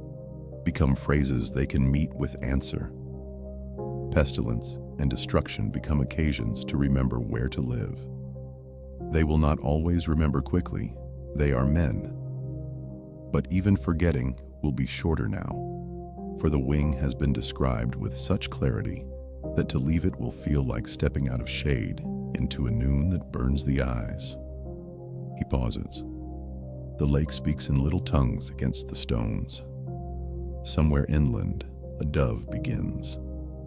3 notes repeated, and then a silence like consent. He lets the world join the lesson, for all things made know the shelter of their Maker. Then he draws the circle tighter. He shall call upon me, and I will answer him. They have just lived this. Cry upon water, hand extended, lifting shore. I am with him in trouble, he says, and there is such plainness in it that even Thomas, who loves a measured word, lets the sentence enter without contest. With him in trouble, not merely watching, not merely sending help, but present, the wing itself bent low enough to cover face and breath. With long days will I satisfy him, he concludes, and show him my salvation. Long days, not only in count, but in fullness. A length made of peace rather than minutes. A life that, whether brief by the world's tally or brimming with gray hairs, tastes completion because it is spent beneath the wing. Salvation shown, not hinted, not guessed at from a distance, but revealed as sunrise reveals what night only suggested. They sit a while after this, content to be small under something vast and good. No one jests. No one argues. The refuge described has become, for these moments, the very air. A gull crosses the sky, white against the blue. Its wings do not hurry. The men watch the slow, lordly rhythm and learn again how rest looks when it flies. At length, he rises, and they with him. The path turns from shore to field, and the field, rippling under the wind, looks itself like a great wing folded over the earth. They step into that shade as men who know where they live, even when boots meet dust and the day brings tasks that have no shine. Thus the lesson of wings becomes life beneath them. Warmth in the lonely hour, shield in the sudden blow, steadiness when terror breathes, courage when pestilence whispers, and a name to call that always answers. And the movement of their steps takes up a new cadence. Not haste, not heaviness, but the quiet tread of those who dwell. They walk until the sun leans westward, and the air turns golden with dust and light. The hills around them soften. The grass is bending as though listening. The teacher's pace slows. He stops beside a large stone and sits. The others gather near, forming again the small circle that has become their home. The day is quiet enough to hear the beating of their own hearts. He speaks now of the unseen guard, the promise given and sung in the psalm they have just received. His words come slowly, each one settling upon them like a feather finding rest. He shall give his angels charge concerning thee, he says again, to keep thee in all thy ways. The sentence feels alive in the air, as if the very wind were full of wings. The disciples glance upward without meaning to. The sky is clear, wide as mercy, and in their hearts arises that secret trembling which comes when mortal men sense the nearness of what is beyond sight. They do not know how angels appear. Perhaps they have already walked beside them unaware, perhaps stood shoulder to shoulder in the press of crowds. The Master speaks as if he has seen them often, not as marvels, but as companions, as servants of the same Father whose will he carries. He continues, "They shall bear thee up, lest thou dash thy foot against a stone." The words, old as the psalm, fall new upon their hearing. They have stumbled often, over stones of doubt, of pride, of weariness. He names their stumbling, not with scorn, but with promise. Each misstep will find beneath it not the bruise of the rock, but the hand of the unseen. A breeze moves through the grass, gentle yet certain, like breath upon their faces. He does not explain the manner of angels, nor the number. He does not draw back the veil, for mystery is its own kind of faith. Instead, he teaches them how to live as those guarded, not reckless, not fearful, but grateful. Your ways, he says softly, are many. Some will lead you through cities loud with unbelief, others through valleys where no song rises. Yet in all of them, you will not walk alone. His gaze rests on Peter, whose eyes are still shadowed by memory of sinking. The one who sent me watches you as the Father watched me, he adds. The messengers of his mercy walk with you, though you do not see their feet. Matthew, who once counted coin by habit, nods slowly. The measure of things is changing for him. He no longer reckons safety by numbers or distance, but by nearness of presence. John leans forward, his hand in the sand, tracing lines that look like paths. Keep thee in all thy ways, he repeats, half to himself. The words feel like a lamp meant to hang in his soul for the days ahead. The Master's eyes lift toward the mountains beyond the plain. He will give his angels charge, he says again, the repetition making it oath. Charge, not suggestion. They obey as the sea obeyed. They move at the bidding of love. He smiles faintly, and love commands more quickly than fear. The men feel the truth of it. They remember the storm, how fear had frozen, and love, the cry, Lord, save me, had freed. The unseen guard of heaven works by the same law, not from distance, but from delight in the one kept. He tells them then of another promise folded within the first. You shall tread upon the lion and the serpent. They know these words from the psalm. Now he makes them flesh. You will meet the lion in the open, he says, and the serpent in the grass. One roars to frighten, the other waits to deceive. But both bow before the foot that walks in trust. Peter listens, remembering the roar of his own fear, the hiss of his own doubt. He understands that these beasts are more than animals. They are the shapes of trial that prowl the heart. The lion, Jesus says, will challenge your courage. The serpent, your truth. Against both, faith stands not by sword, but by steadfastness. He draws a line in the dust with his finger, straight, calm, enduring. Walk thus, he says, and your tread will not falter. The foot that moves in obedience finds firm ground, though it walk upon water. They recall the night, the hand that lifted, the step that held, and know his meaning. The world beneath them, however shifting, cannot betray them while they walk by his word. The sky deepens toward amber. Long shadows fall across the hillside. A bird circles overhead, high and slow. The rhythm of its wings seems to match the cadence of his voice. He who sets his love upon the Father, he says, is guarded not because he is strong, but because he is beloved. The angels know their charge. They do not sleep.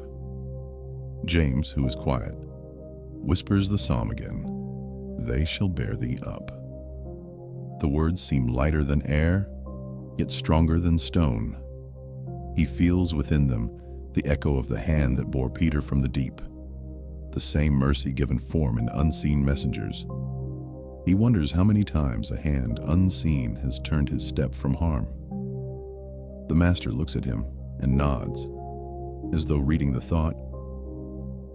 Many times, my son, he says softly, you have been kept more often than you know. The words sink into them like evening dew. The promise becomes personal. not merely a verse but a memory waiting to be recognized when the next danger passes without trace. They begin to see that their lives will be filled with deliverances they will not notice until heaven names them in gratitude. Therefore, he says, walk without fear, but not without prayer. The one who trusts must also give thanks, for gratitude is the voice of faith after rescue. The sun lowers until it grazes the tops of the hills. The light grows honeyed, soft as blessing. The men are silent, their hearts full of the strange peace that makes the world both larger and nearer at once. He rises, the glow of the setting sun behind him, his shadow stretching long upon the ground. Come, he says, the day is nearly spent. They follow, walking as men who have been entrusted, watched, carried, and called. And as they move through the tall grass, the wind at their backs feels like many wings in motion, invisible yet sure, bearing them toward the path of faith made firm. Evening draws across the land, and the heat of day dissolves into a stillness touched by the scent of earth and olive. The sky, emptied of glare, fills with color. Soft rose fading to violet, a thin gold band resting upon the hills. They walk until the sound of their sandals upon the path becomes like the low rhythm of prayer. No one speaks. The day has been full of promise, and promise asks to be carried in silence. When at last he stops, the teacher turns toward them and sits upon a broad stone. The disciples gather close, the dust of the road settling upon their robes. He lifts his eyes and looks upon them as one might look upon a harvest ripening, not yet full, yet beautiful in its growing. His voice, when it comes, is quiet, yet each syllable falls clear as dew upon dry ground. The faithful heart, he says, is the dwelling place of peace. The phrase hangs in the air, simple and entire. They lean forward. He continues, the one who trusts in the Lord shall not be moved. Though the wind rise, he will stand. Though night deepen, his lamp will not die. They have seen what such faith looks like, though they did not know it at first. A man asleep in a storm, resting upon the will of his Father. He speaks now of that same trust as seed to be planted in their hearts. Faith, he says, does not mean that the storm will not come. It means that fear will not stay. The heart that knows its refuge may tremble, but it does not flee. Peter bows his head. The memory of water rising around him, the weight of hands lifting him up, returns. He understands now that faith is not the absence of sinking, but the certainty of being raised. The Master's eyes meet his, and there is no reproach there, only the calm of understanding that restores courage. He speaks again, the tone almost prayerful. The one who trusts shall tread unharmed where others stumble. His path may pass through the fire, yet he is not consumed.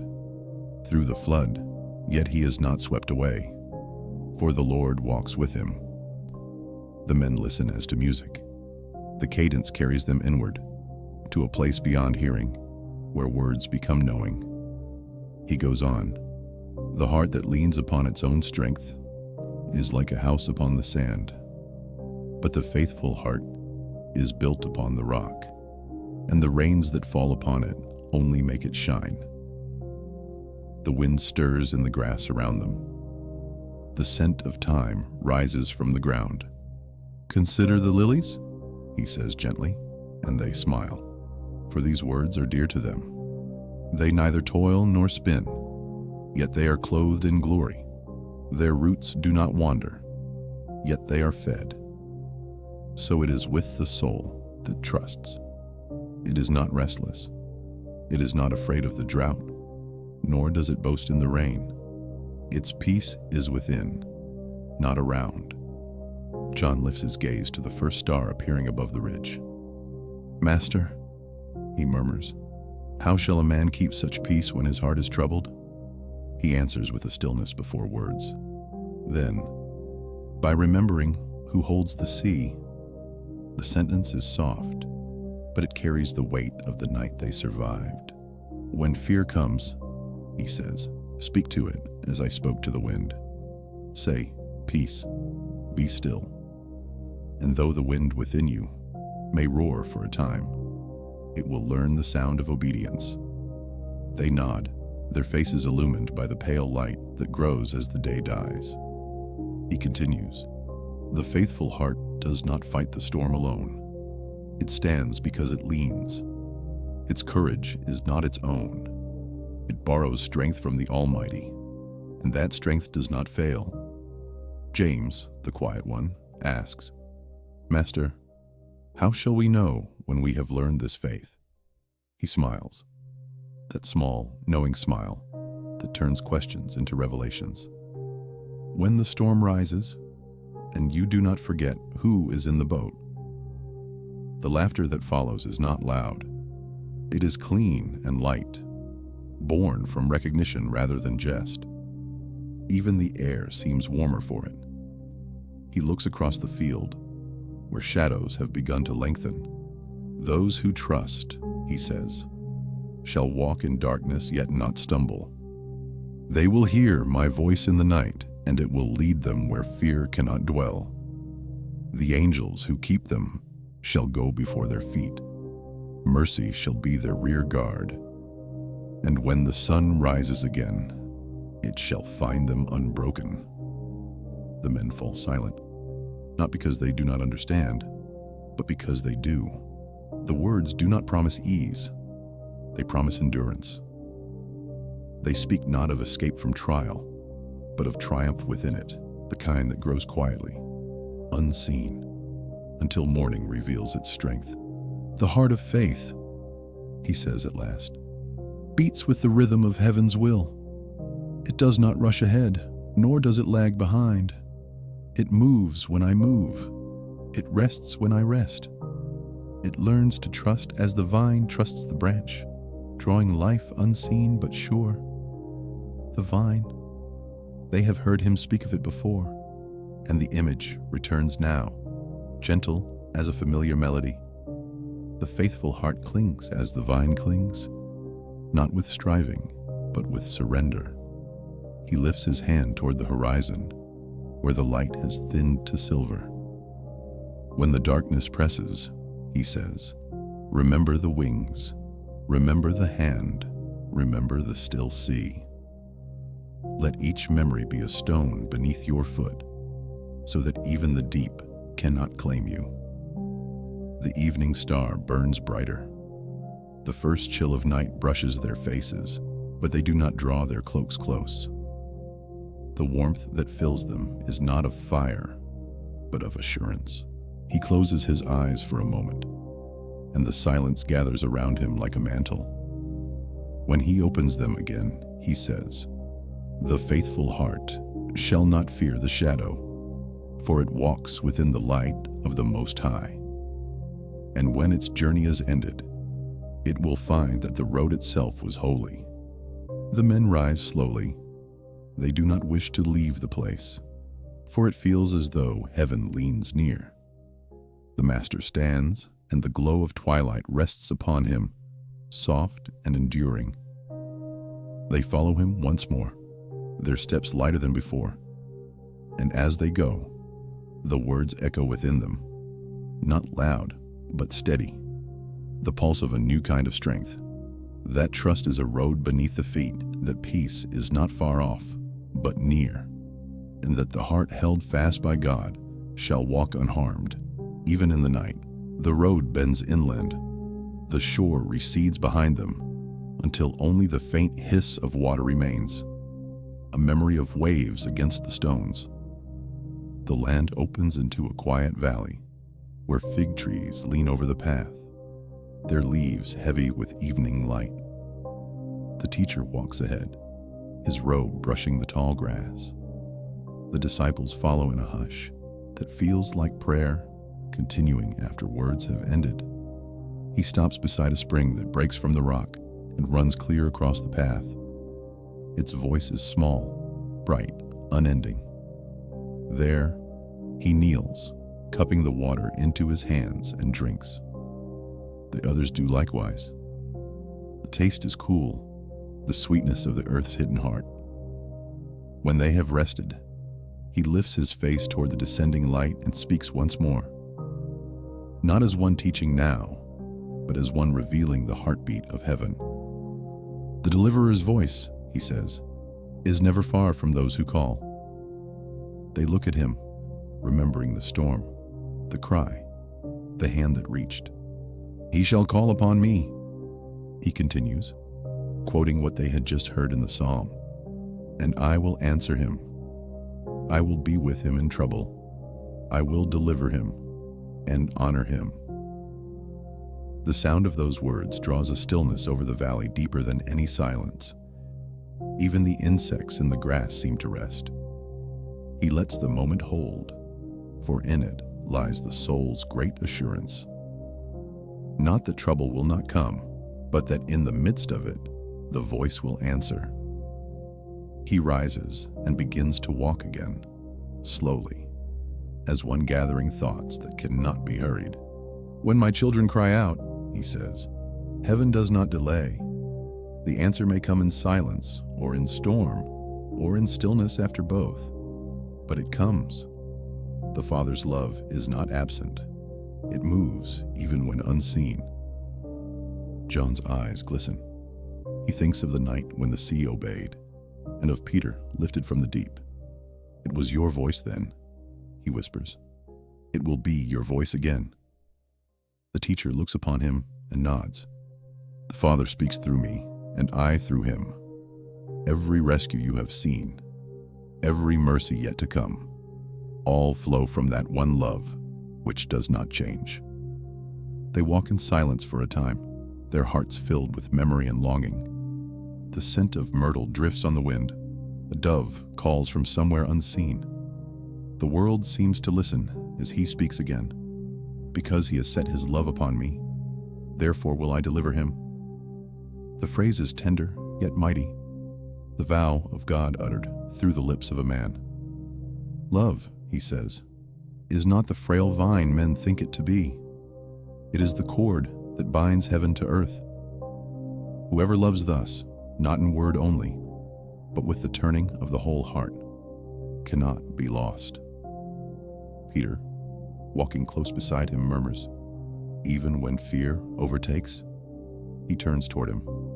Even then, for love is stronger than fear, and where it abides, fear can dwell long.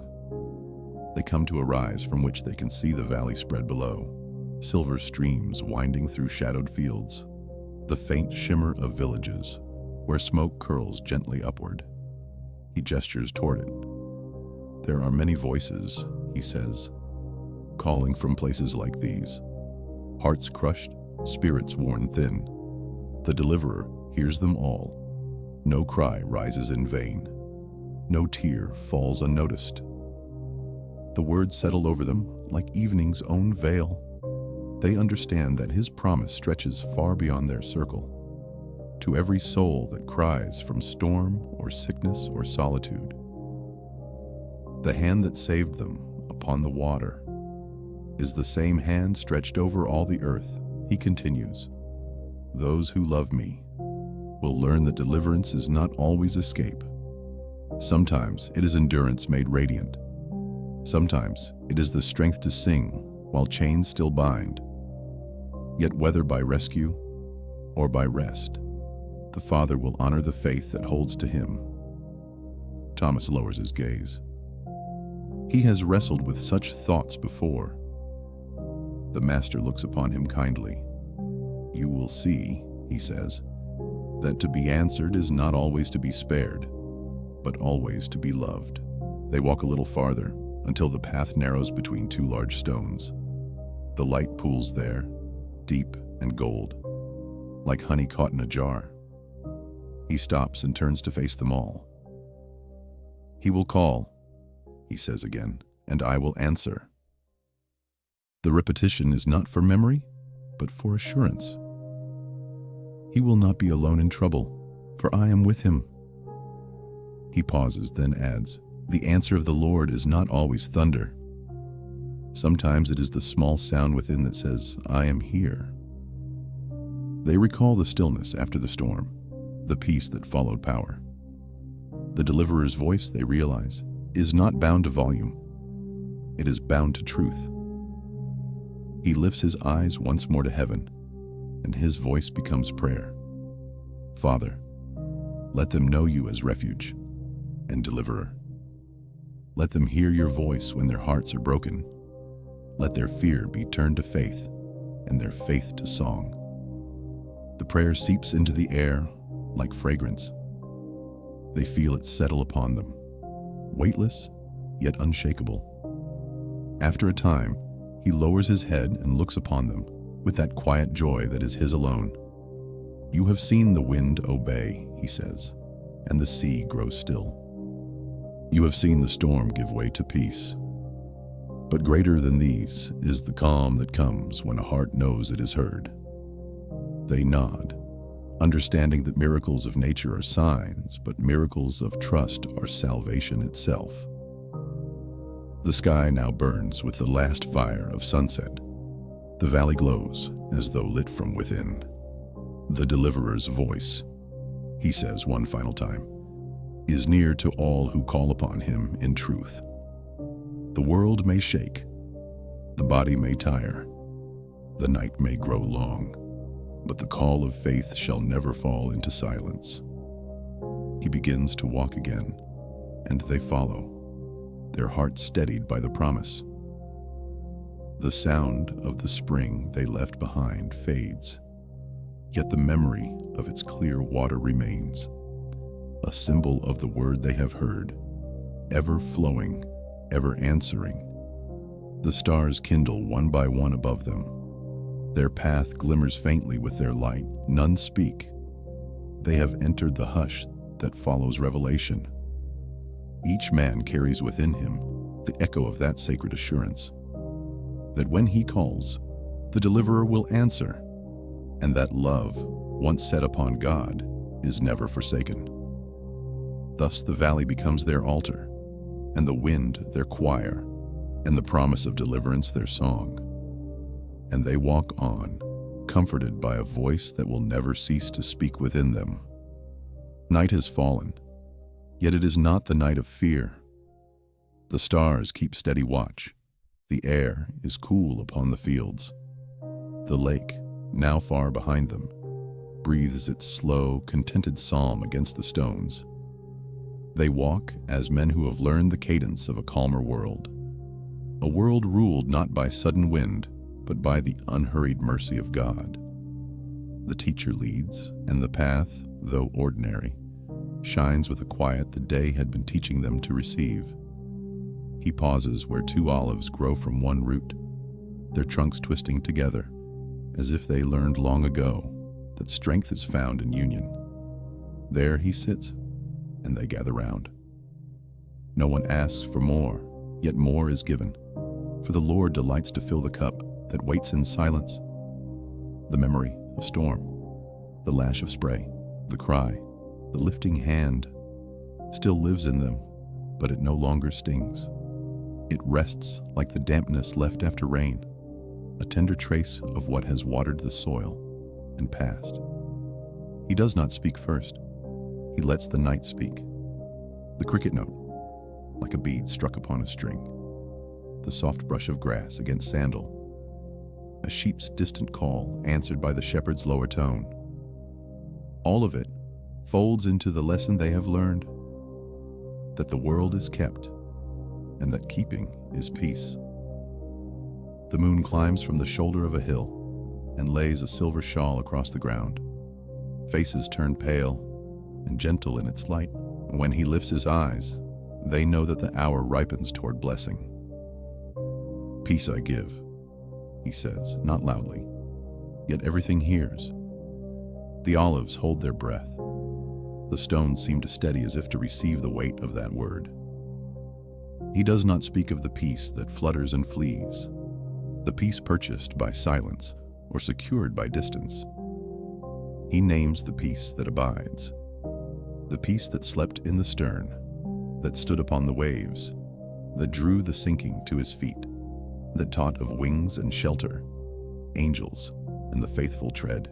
My peace, he adds, and by that pronoun, the promise finds its home. They feel it, not as warmth only, but as order, the good order of a soul, set in its place beneath the Almighty's hand. Fear seeks entry and finds a guarded door. Sorrow comes and is welcomed, yet not as master. Desire rises and bows. The inner waters, long troubled, settle to a depth that reflects heaven. He speaks of dwelling once more, and the words now carry the weight of a vow fulfilled. Abide, he says, and they remember the vine and the branch, the wing and the shadow, the boat and the hand. Abide, not as guests who come and go, but as children who sleep where the Father watches. In that abiding, the hours change their color. Work becomes worship. Rest becomes trust. Even tears, when they come, shine like the lake under moon, bearing the reflection of a greater light. Peter looks down at his hands and sees, as if newly, the story written in their lines. Netmender, wind wrestler, water walker, held one. He does not boast, he offers. The peace that has entered him makes of his strength an altar, not a wall. John, heart listening, feels the cadence of the promise settle as a song that will not end. James, who seldom speaks, senses boldness without noise. Andrew, who keeps near, finds that nearness itself is his portion. Thomas, who measures, rests his scales. Matthew, who once counted, learns to count mercies only. The peace among them shapes them into brothers. The teacher turns his gaze to the valley where village lamps have kindled like low stars fallen upon the earth. There are many, he says, who labor in fear by those lights. Some fear the morrow's bread. Some fear the night that has no name. Go to them as men who dwell beneath wings. Let your steps carry shelter. Let your words be quiet roofs. He does not speak of argument, but of presence. Not of victory, but of nearness. For peace, when true, multiplies by being born. He rises and blesses them with the open-handed grace of a shepherd who knows his flock by name.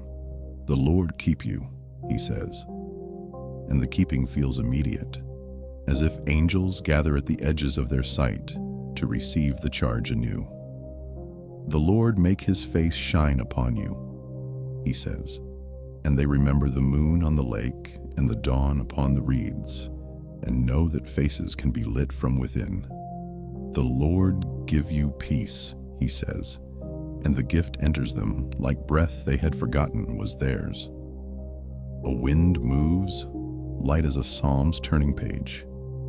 It is not the wind of last night. It is the small companion breeze that follows those who walk with God. It brings the faint scent of bread from the low town, the sharper resin of cypress, the clean clay note of the spring they passed. Everything simple becomes sacrament under peace. He begins to walk again, and they with him. The path narrows between stones, smoothed by many feet. Above, the constellations take their places as if to watch the little procession pass. They reach a rise, and the world opens. Hills cupping shadowed fields, the lake far off like a piece of fallen sky, the road winding forward into distances unnamed. It seems to them that all creation exhales, and in that breath, their own hearts answer, Amen. He stops once more, not from weariness but from will, and looks upon them as a father looks upon children at the threshold of sleep. When storms return, he says, remember the stillness that preceded them and the word that followed. When waters lift, remember the hand When the night presses, dwell beneath the wing. When voices scatter, listen for the deliverer's answer in the small room of the heart. He does not promise that wind will forget their names. He promises that peace will not. They draw close, as if to be gathered like lambs. He lays his hand on Peter's head, then on John's, then on each in turn.